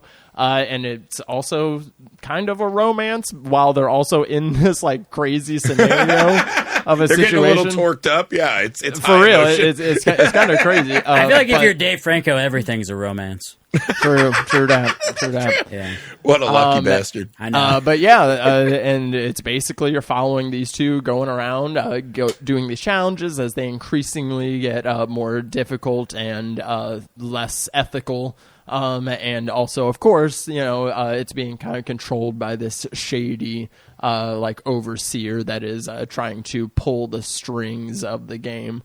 And I really like death game movies where, because I would say the best death games movies, it's you have to adhere to your rules, but I do like the movies where it is they'll adhere to the rules until they just get frustrated enough to where then they start cheating. And then it's okay, now how do these players beat this scenario when the odds are now, getting pulled up against them? And, and it's no, these characters were following the rules and now you're making it worse. And it's that's frustrating, but then it adds an extra wrinkle to the movie. So, I think, this is a movie I think people should rewatch because it's actually really fun. It looks really good. It has really fun cinematography, has a great soundtrack and score to it. It's a fun movie, but also just one of those weirdly prophetic movies where it's Oh yeah, Yeah. no, like we really didn't think that we would kind of get to this point, and we're doing it. And now, they like literally just released like another one of those gambling betting apps. Oh, and it's basically it's like a proto this. It's like you can bet on just anything. And it's like, or you can pay somebody to do anything. It's like, what? So we're living a dystopia right now, and so this is a movie I think that aged really well. Oh, for sure. And it's one of those things too. It really captures how the younger generation approaches games. So like I grew up playing video games, right? When we started, it was like there was a level, you got to the end, you go to the next level, whatever, the game would end. Games now are just these big open worlds where you just do whatever. Mm-hmm. And the kids all love these games where they can mod everything, they can cheat, they can make their worlds very specific and bizarre. And like my kids will play a game, and if they lose, it's just like they don't even wait to see who wins the match. They just quit and go to the next thing. Yeah. And so it is just this like constant, like almost being a junkie mentality to how people play games, right? They want no rules. They want no boundaries. They'll do everything. And I think you take that kind of like new gaming mixed with the social media algorithms. Mm-hmm. And yeah, this movie really like kind of nailed where it feels like we're heading. It's like social media is a game. Yeah. I mean, really it is. Yeah. Really it is. It's dark. Yeah, nerd. Fucking great picks. God damn. Yeah. Okay. And is the title, DeVaughn, like, do you have the nerve to do this? Is that kind of what it's playing off of? Essentially, yeah. Essentially. Okay. Nice. Pretty I'll have good. to check that one out. All right, yeah, DeVaughn gave me some good stuff to rewatch tonight. Yeah, I like Dave Franco. What do you have for your final pick? All right, I'm going to try to squeeze this one past y'all. I don't know if it's... Bad start. Why did you fucking announce it? Now we're ready to fight. I don't know if it's technically a game, but have you guys seen The Platform? God damn it, you fucker. Okay, so that was when I was like, I got to pick that one. That's a great one. I feel like there are certain rules that are set in place. It is more of a societal experiment, but there are definitely like ways to win the game. Well, that's just a straight up prison movie, though. Like The Platform, they're not like competing for like time off their sentences. No, they are. They have to live there for 6 months, right? They have a time frame. No, some people chose to go in because like if you go in, you can like get a college degree. So I mean, I guess in that way, but like it's also a mixture of like it's also a prison where people are just like, and it's also a lot of luck based. But I think a lot of games are luck based. Like it determines which floor you spawn on, essentially. But there's I don't know. What do you guys? I mean, is it like Human Centipede? No. So the plot of the platform is it's 150. I think they at I one love point this they go all movie. the way It's to a the great bottom, movie, right? They actually don't. Griffey, they don't. It's a brilliant movie. They don't tell you how deep as it you is. go down, you see like the last thing you see is like there are like 300. It's like levels 300 or something. It's a ton, right? So they go down. So essentially, it's these concrete floor. Like you live in a parking garage, and there's a big square room with 2 beds and a sink and a toilet, and that's it. Yeah, a giant hole. You in the live middle. there, and these people just wake up and they're on whatever floor.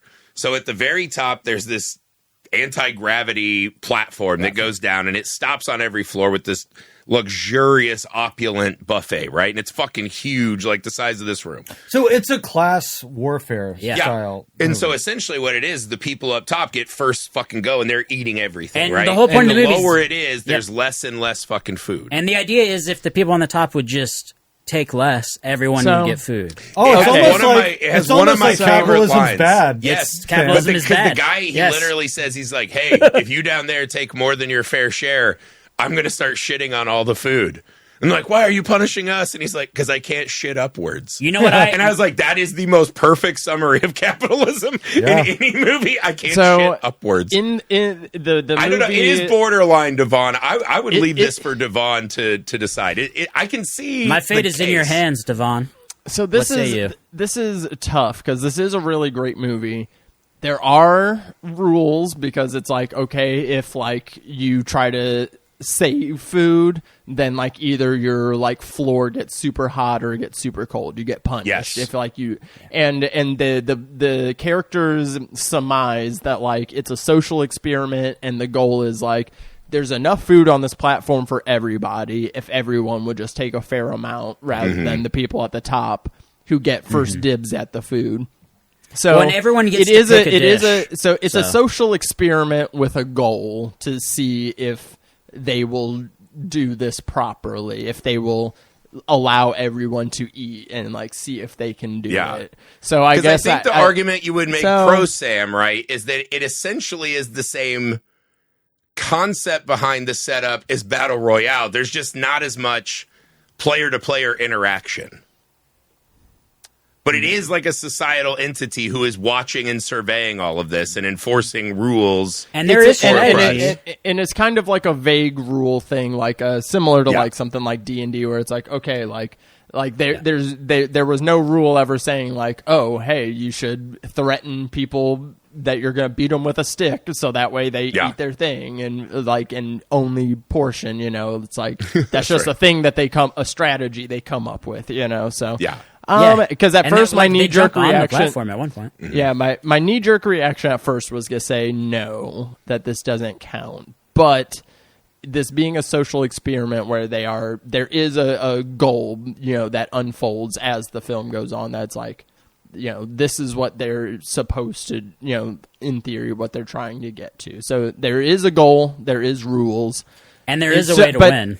Technically, I guess that's where I'm also a little hung up. There's not like the competitiveness is by chance, you know, like that's on what floor it's different that they're than Battle on. Royale is. There is not that competitive angle. No, I think once they boarded the platform and they went level to level, beating the shit out of people, I think that was.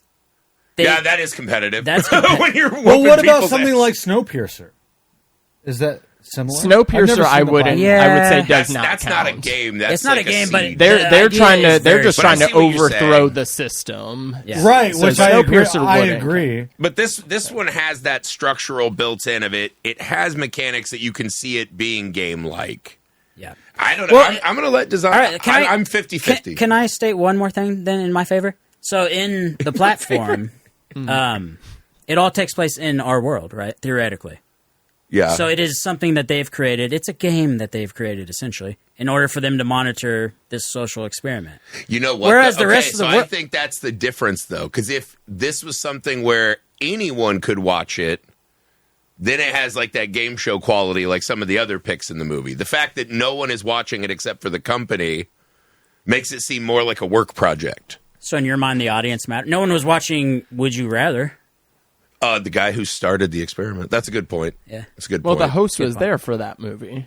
And Would You Rather, the host we was can there only watching it assume unfold. the host he's of the like platform leading is the there. game. Yeah, he's leading the game. He's part of the game. I don't know. He's the game master. It's up to you, DeVaughn. We'll see if DeVaughn wants justice or he wants you to fucking eat shit. You gonna hand this one to me? in the platform and make you pick again. Oh man, this is actually a really tough one. I love this movie too. Yeah. I would say I can pick again.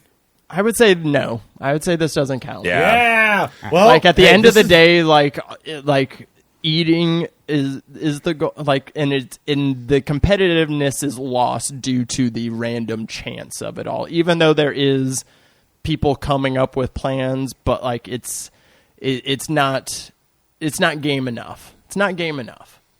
All right. So this is my favorite part about the podcast is that we just get to talk about as many cool movies as possible.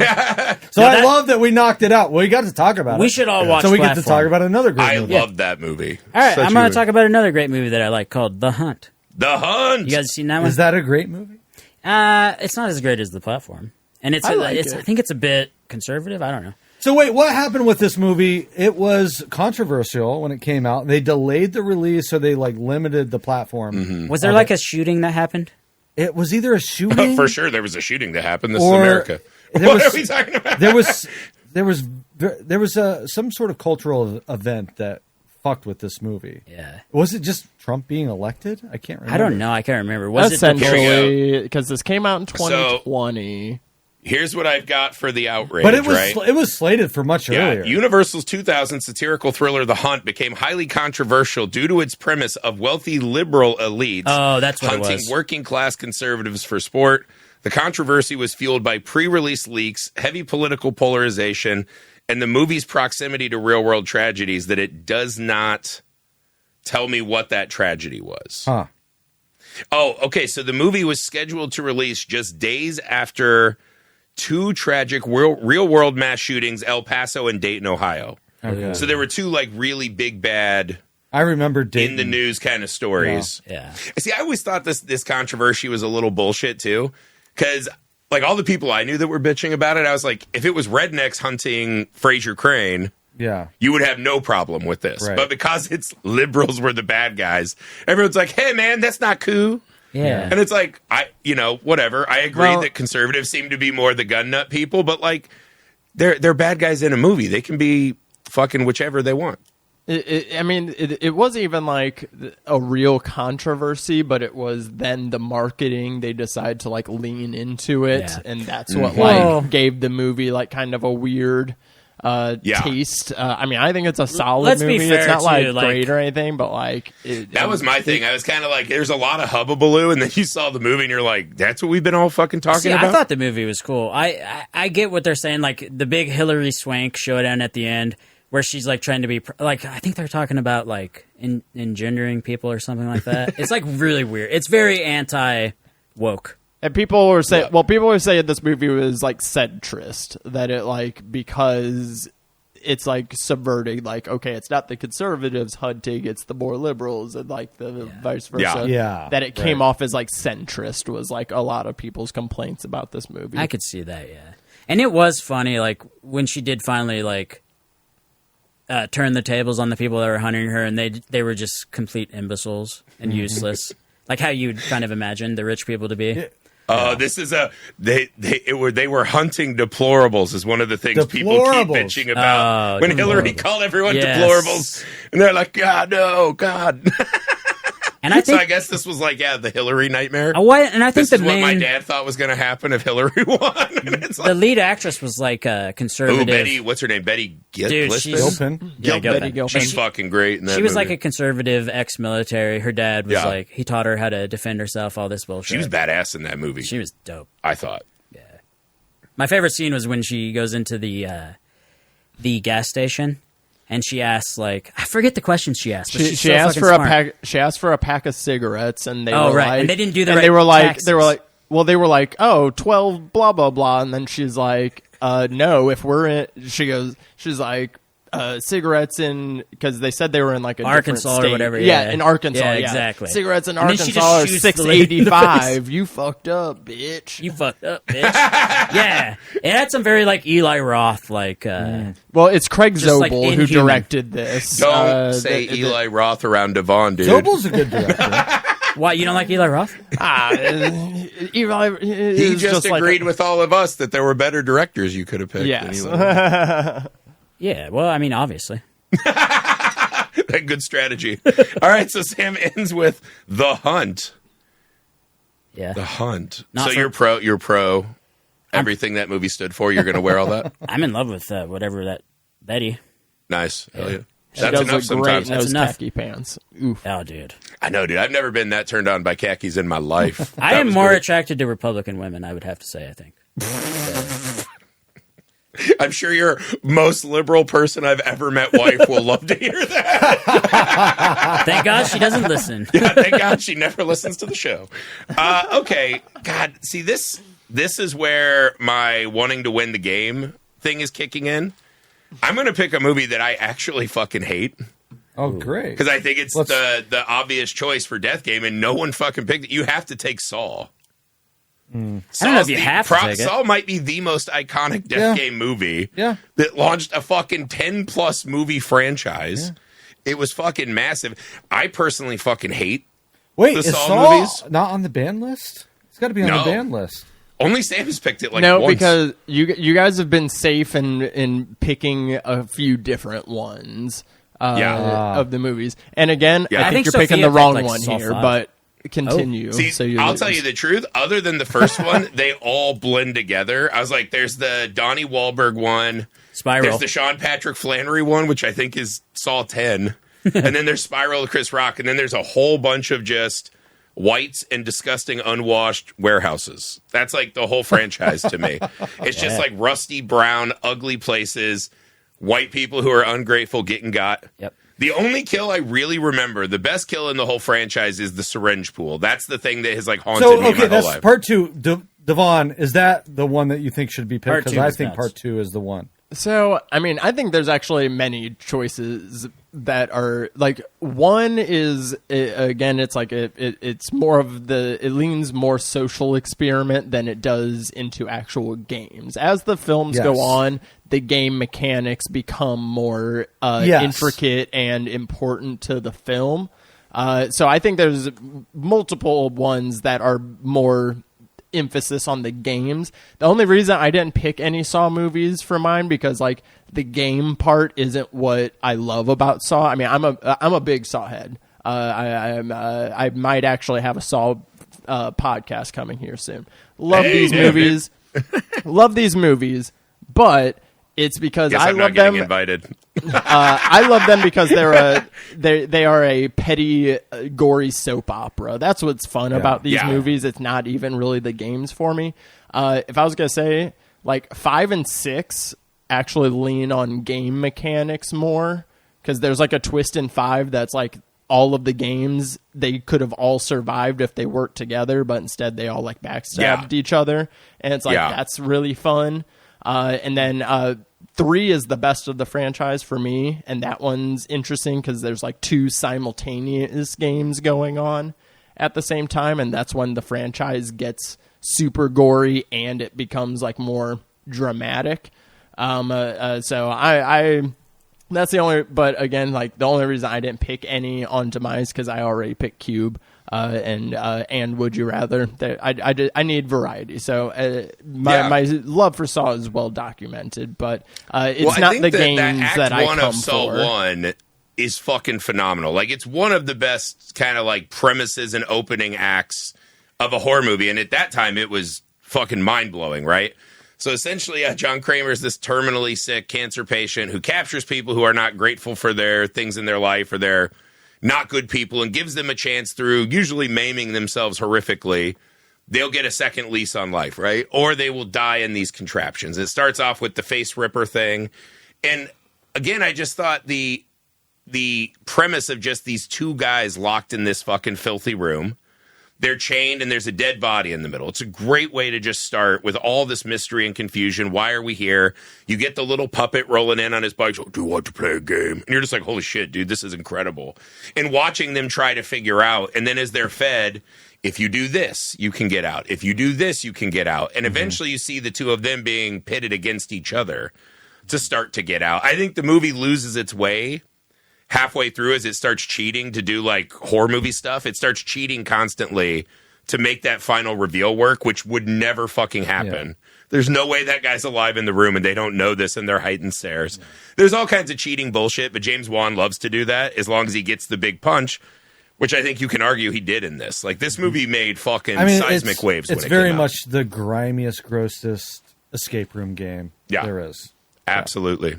Mm-hmm. So yeah, not my favorite movie personally, but it would be a shame if a Saw movie was not picked during this draft. Yeah, would be my. I agree with DeVaughn. I think some of the other entries have more of a gamification. I think when there's more people for the Saw franchise, the games are more fun. Yes. So like the first one being a 2-man game is kind of like it's it's still a puzzle. The second one hit pretty hard. But then And Saw 2 really kicks that into high gear, where it's more or less a reality show. And like that epic syringe scene. Oh, God, that's everyone so remembers fucking gross, dude. That I was going to throw up in the theater watching that.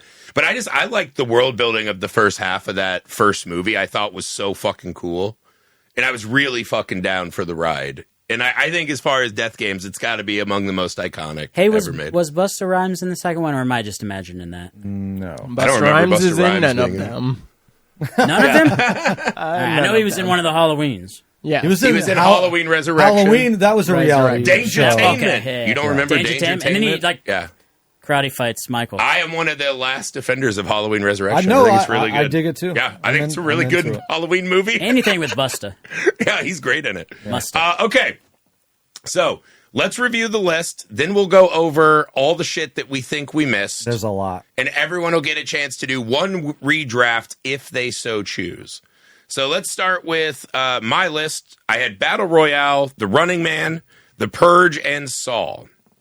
Sam had Gladiator, Hard Target, Mean Guns, and The Hunt. Mean Guns. DeVaughn has Cube, Punishment Park, Would You Rather, and Nerve. Heath has Enter the Dragon, The Long Walk, Ready or Not, and Die Hard with a Vengeance. I think I have this one locked up, guys. That's pretty fucking... You guys all have good lists. There's I don't some great know. lists. I'm not feeling super strong about my chances, but the lists are great. So let's go over what are the Death Game movies we think we missed. I have a lot. There's a lot of combat ones, like Bloodsport, obviously, left to mind for me. A lot of combat Blood ones. Of Heroes. Blood of Heroes is good. Yeah, the Juggers with Mortal Rutger Hauer. Kombat. Let me ask you, DeVaughn. I'm going to ask you this. I don't think you would allow it, but it's one that I almost picked. What about The Hitcher with Rutger Hauer? Because it's kind of he's putting him through this torturous game. They're not really rules, I guess, is the problem. I mean, that's like, I guess, chicken. Like that's like a deadly game of chicken, essentially, with cars. Yeah. That's what I didn't pick it because I was like, Devon's going to ask me what are the rules, and I'll be like, I don't know. And so I was like, I'll crumple under questioning. Yeah, I mean, almost, or like I guess Joyride starring Paul Walker. You know, that classic, maybe. Right. That's right. Speaking of cars, I love Death Race, the Paul W.S. Anderson version, starring my boy Jason Statham. I do. I'm a Stath head. I love him. And I think it's a fun movie, like very fun concept. Like, you get time off your sentence if you win races, guns. It's twisted metal, kind of. It's a pretty. That's a fun one. Also, as far as like alternative, like kind of sports, rollerball. I thought would have been a really fun with James pick. Caan. Rollerball to me is actually. That's, I think, the prototypical. That's number one, really. I don't love that movie, so I didn't pick it. But I think that's the best. It example does some of very this. long detours from the rollerball world. True. They get a little arduous, but I think that movie's really cool. Like I like when he goes and visits the AI machine. Mm-hmm. My Hunger hot Games take didn't is get though. picked. Oh, go ahead. Oh yeah, go ahead, Devaughn. Oh no, I was just gonna say my hot take with Rollerball is like the original is like technically like better written from like a themes perspective, but like the remake is like more dangerous of a sport and like kind of insane. Like was this the LL Cool J movie? It is. Yeah. I'm not saying it's a great movie because they don't hit like the Wilder character and like theme stuff, but like as far as like an actual like dangerous sport. The remake is pretty wild, which is directed by John McTiernan. John McTiernan. It's still a McTiernan movie. Oh my God. Holy shit. Yeah, it's not Van Wilder. It's, what's his name? Chris Klein? Chris Klein. Chris Klein, right. Yeah, right. the hot guy from American Beauty. Yeah. No, or American Pie. Sorry, very different. I love the original Rollerball, though. It's still the better movie, for sure. And James Caan, that might be his hottest, is in the original Rollerball. James Caan. That or Thief, for sure. All right, so what do you got? What else have we missed? All right, I have a ton. I'll just rattle them off. So I mentioned Game of Death, which is also Bruce Lee. Mortal Kombat, which is a take on Enter the Dragon. Let's see, Surviving the Game with Ice-T, which is it's a good one. the most dangerous game. Yeah, basically a send up. A lot of riffs on that. How but about that one had such a wild cast of like those Gary ultra Busey bro and, like 90s character Wasn't actors. Rutger Hauer too? Was he hunting Ice-T? Or yeah, he was one of them. I think Gary Busey was in Gary it. Busey. I feel like that movie was on cable constantly. Yeah, I used to watch that on TV all the time. How about The Game? With The Game, my least favorite. It's my least favorite Fincher movie, as well. but Until Dawn, I really loved Until Dawn. modern one, that was a good one. That was a fun movie. That had cool mechanics. It was better than I thought. I actually, we were talking about it for Patreon. I rewatched The Blackening this morning. The Blackening, great movie. Which is really great because that one has like the board game aspect and like also like a hunt like kind of aspect to it. That's true. So that one is also pretty solid, but also like it's not as much about the game. It's like more about the interpersonal dramas that they're having and the like themes of black insecurity and things like that, and it's also more of a comedy, but like it's satirical, but it centers around a game though. So like that was also a pretty good one. Yes, yeah, Blackening's an awesome. Would movie. Shaun of the Dead be a game? Because aren't they trying to get to all the? Is that the one where they're trying to go to all the different? That's the pubs? World's End. Oh, the World's The End. World's End, yeah. That's just trying to get to a destination. I don't know if that. That's a pub crawl. No zombies. That's a road quest. movie. It's a quest. It's a quest. An epic quest. That's like Harold and Kumar. Here's maybe the one. It's not. The movie is not about the game, but it has maybe one of the most intense death game sequences, and that's the Deer Hunter, where they play Russian roulette. Yeah. Holy shit! Yeah, like that is the most powerful scene in like a 5-hour long movie, though. But yes, that's a great scene. Another Stuart Gordon classic that I know Sam loves too, Robo-Jocks. Oh, yeah. Right? Where essentially now we don't have war. We just send out an American pilot to fist fight another pilot. In a battle in mech. giant fucking robots, and that's how we decide who wins wars That and was takes such a lands. great idea. Dude, great movie. Really fucking fun. Going a little more classic, DeVaughn, let me ask you about Rope. Do you think Rope is a death game? Yeah, I heard That's the little interesting. Easter egg that you had mentioned at the beginning of the episode, talking Hitchcock. I mean, it's a game for the two killers, but the other people don't know they're playing a game. Yes. So that's exactly why I didn't pick another one that leapt to mind, Clue, because I think Clue falls into that exact same critique you're just making. Or about. Predator, same thing. So Rope would be. I would have to say no, probably, because that's like a.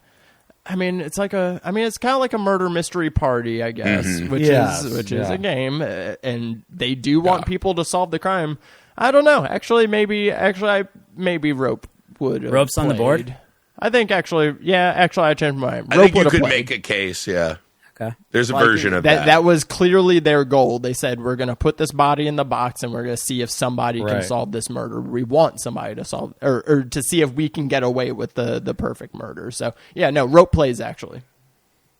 It's very much like a stage play style thing, and I think the whole thing was an experiment for Hitchcock. Like, can I just do a stage play movie cinematically? Yeah. But yeah, it has that element to it. It's a fun movie. I think it's been reappraised, and I think it's been kind of overvaluated. Yeah. But it's still a fun movie. Yeah. You've got 90 Street Fighter if you're into coked out Raul Fighter. Julia. Yeah. That's always fun.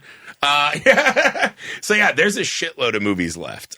So many good ones. So this is the chance where everyone can go back and switch a movie if they want, starting with Heath. Because you got last pick. Are you feeling good with where you're at? I have the best list. Why would I change? Ooh, I like that. Look at the balls on this guy. DeVaughn, would you like to switch any of your movies? No. What about your movie you were talking about? What about Dark Harvest? Okay, Dark Harvest is a really fun movie. Again, but that's like more creature feature forward, more coming of age forward for me. The movie kind of forgets about the game as the film goes along, and it kind of leaves it behind. If nobody picked a Saw movie, I was gonna replace one of mine with a Saw movie. But if we got a Saw movie on the board already, I don't need to put a second one on there. So that was gonna be my game plan. If nobody picked a Saw movie, I was gonna throw one into my list. But we got one on the board. I don't need to. I feel good about my list. I got some good recommendations out there, so I'm happy with mine. Okay, so I know it's a banned movie for us because we picked it too much. Would you say Gremlins? You could make a case for Gremlins as a death game because of the rules. Very clear rules, but very that's rules specific rules for the creature. That's not a game. That's true, but that dude literally is like, "We can't trust you, suburban whites, with this." Yeah, but what makes it beyond your what fucking makes levels? it like a? There's no competitiveness. Exactly. There's no competitiveness. competitiveness. That's true. There's a lot of stakes, dude. Well, Did there's you see stakes, that but old not lady fly out competitive the window? stakes. Not competitive. That's true. It's all preventative. There's no scoreboard. Yeah, you're not element pushing forward toward anything. You're not winning a prize. Right. Yeah. No. Okay. What about Highlander, dude? That has a prize. It's the greatest game ever made. Holy shit, dude. All right, Sam, would you like to pick or switch any of your movies? Yeah. So how DeVaughn was talking about how he wanted to have like a variety of things. I'm gonna go the opposite. I'm gonna take Gladiator off, and I'm gonna put in Surviving the Game, and then all of my movies are about a person getting hunted. You're going hunting. You're right. Surviving the Game is it's fun. just so good. That's a dude. fun My favorite movie. scene is when he finally gets a bath. And now you get double iced tea like they give him on a your little list bit of money. too. I got double iced tea. Right. Holy iced shit! Tea. You can't go wrong with double iced You're tea. getting 2 tea bags. You're getting Coco's vote for sure. Underrated dude. actor. Okay, so I literally just realized that I didn't pick my favorite movie of all time, Highlander. Yeah. Which is the best You death gotta take game of Highlander. all fucking time. You literally win the fucking prize and they don't tell you what the prize is. You're just connected to everyone, and all of a sudden you can fucking squirt and make kids. That's essentially what he It's a wins. millennia long Now game. he just gets to become a normal fucking white guy in New York. Like, he's just okay. Yeah, congrats. So yeah, I'm gonna take off. I'm gonna take off The Purge, since you guys said it was borderline anyways, and put Highlander in There there. you go. That's a better choice. I respect that. I think, yeah, like Highlander, it's like the that, whole yeah. movie, my favorite movie ever. It's just, these It guys is are immortal. for the They are prize. summoned to the gathering, all in New York City, to the beautiful score of Queen. Clancy Brown is the best villain in movie Wait, history. I thought Queen was Highlander 2. No, No. they have some of that in, but no, they did it for Highlander 1. There are two okay. big soundtracks they did that fans love, are that and Flash Gordon. Yeah, man. Yeah. A lot of movie nerds fight over which soundtracks is better, and if you pick Flash Gordon, you're wrong and a loser. The Highlander soundtrack is infinitely fucking cooler. I got a question for you. Yeah, Who wants to live forever? me. Oh, I would like to live forever, I think. That's the I'm Queen song. the I opposite. can I would. There's nothing I want least than to live forever. Like to suffer through this society for centuries. No, thank you. Yeah, dude. Well, what if I make it in like 100 years from now, everything's fucking dope. Could be. And I'm just like, What God, if you guys it's should have worse? seen it back then. Yeah, or what if it's worse? And I'm just the last cockroach on I Earth. feel like I've had a good run. Yeah, there. Already? Yeah. I'll say this, we're good. now that we're all entering middle age, you definitely have those days you're like, if I'm not going to hold my grandkid, you could just strike me down today. You know what I mean? Like, if I don't have like a great long like time ahead of me, I'm good. Like, I've done a lot of you know, shit. I If I wouldn't didn't, if mind I didn't do like, everything I surviving needed to the do game. by 80, like what was I doing? I don't know. Like Okay, this is a plenty fair of point. time. I think I do. I want to live to be like 120. I think that'd be good. 120? Yeah. I want more than I think I'm going to get, but I don't want to be around forever. That's a good point. Those people always seem miserable in vampire movies. Oh, I get you. Yeah. Yeah, it doesn't seem dope. So that's all right. So final list. Yeah, I added Highlander. Sam added Surviving the Game. You guys stayed. Mm-hmm. All right, I think our lists look better now, Sam, I but I do think too. we may be in fucking trouble, brother. Sorry, bro. No, I meant we are in trouble. Oh, we're in trouble? You're definitely getting last place. Damn it. Not again. Not to put too. My Nana was a sidekick. No. I can tell you exactly how this is Even going to though go. I have the best list, I will still get last That place. is true. Heath It's has just- been There is cursed. something, yeah. There's something about Something I'm just unlikable. you're like the guy who's playing Zuckerberg in the new movie. That's it. There's just this era of I'm the Zuck. you're looking down on us that we can't tolerate. Yes. No, I don't know. Real country. I think you and DeVaughn have great list, and then I think I'll beat Sam. That's my plan. I appreciate the variety. I like that people took swings. Like that, this was all I could ask for in a draft.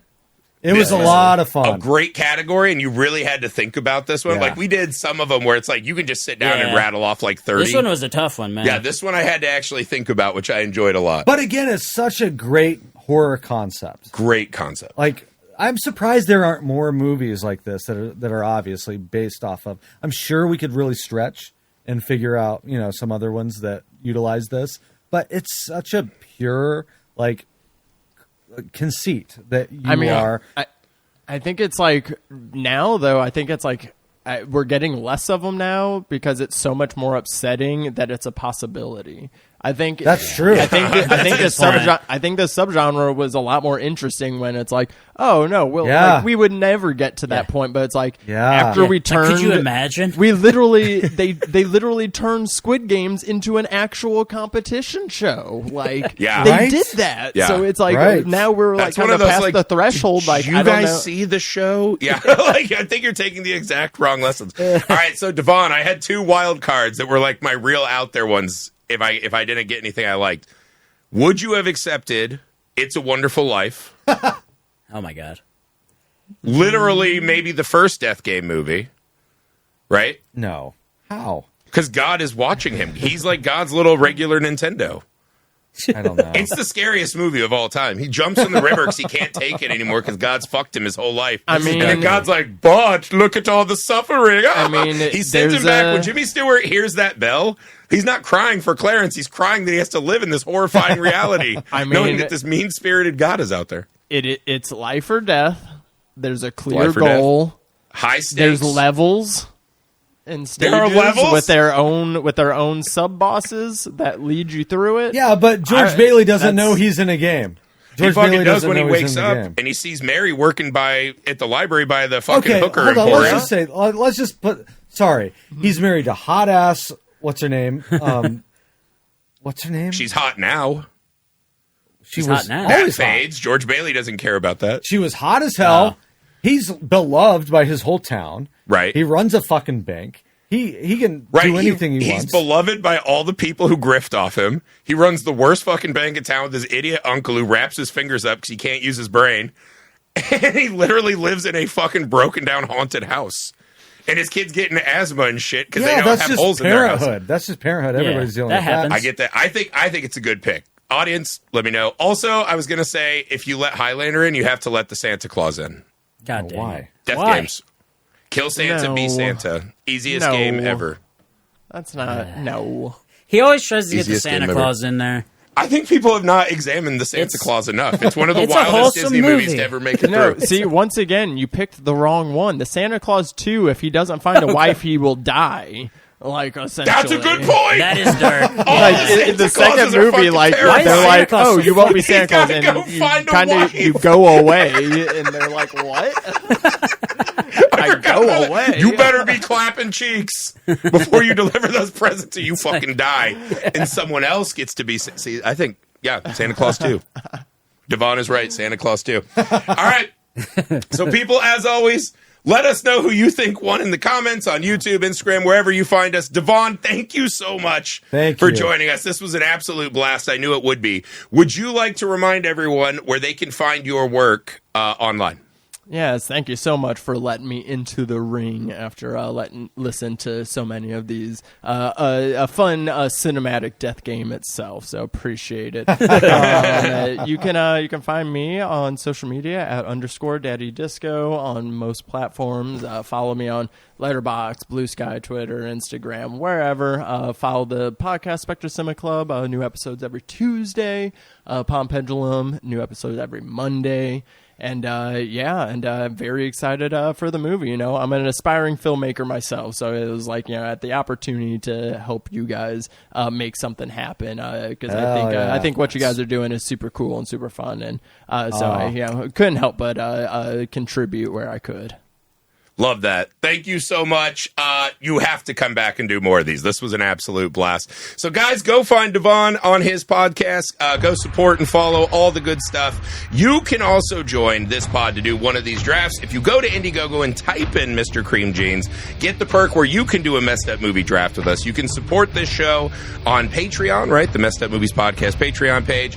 Also, make sure you're subscribed to Misfit Parade on YouTube to see video versions of all these pods, short films, and our companion podcast series, Two Tales from the Crypt, Keepers of the Crypt. Again, that is Misfit Parade on YouTube. That would mean the world to us. We'll see you next time.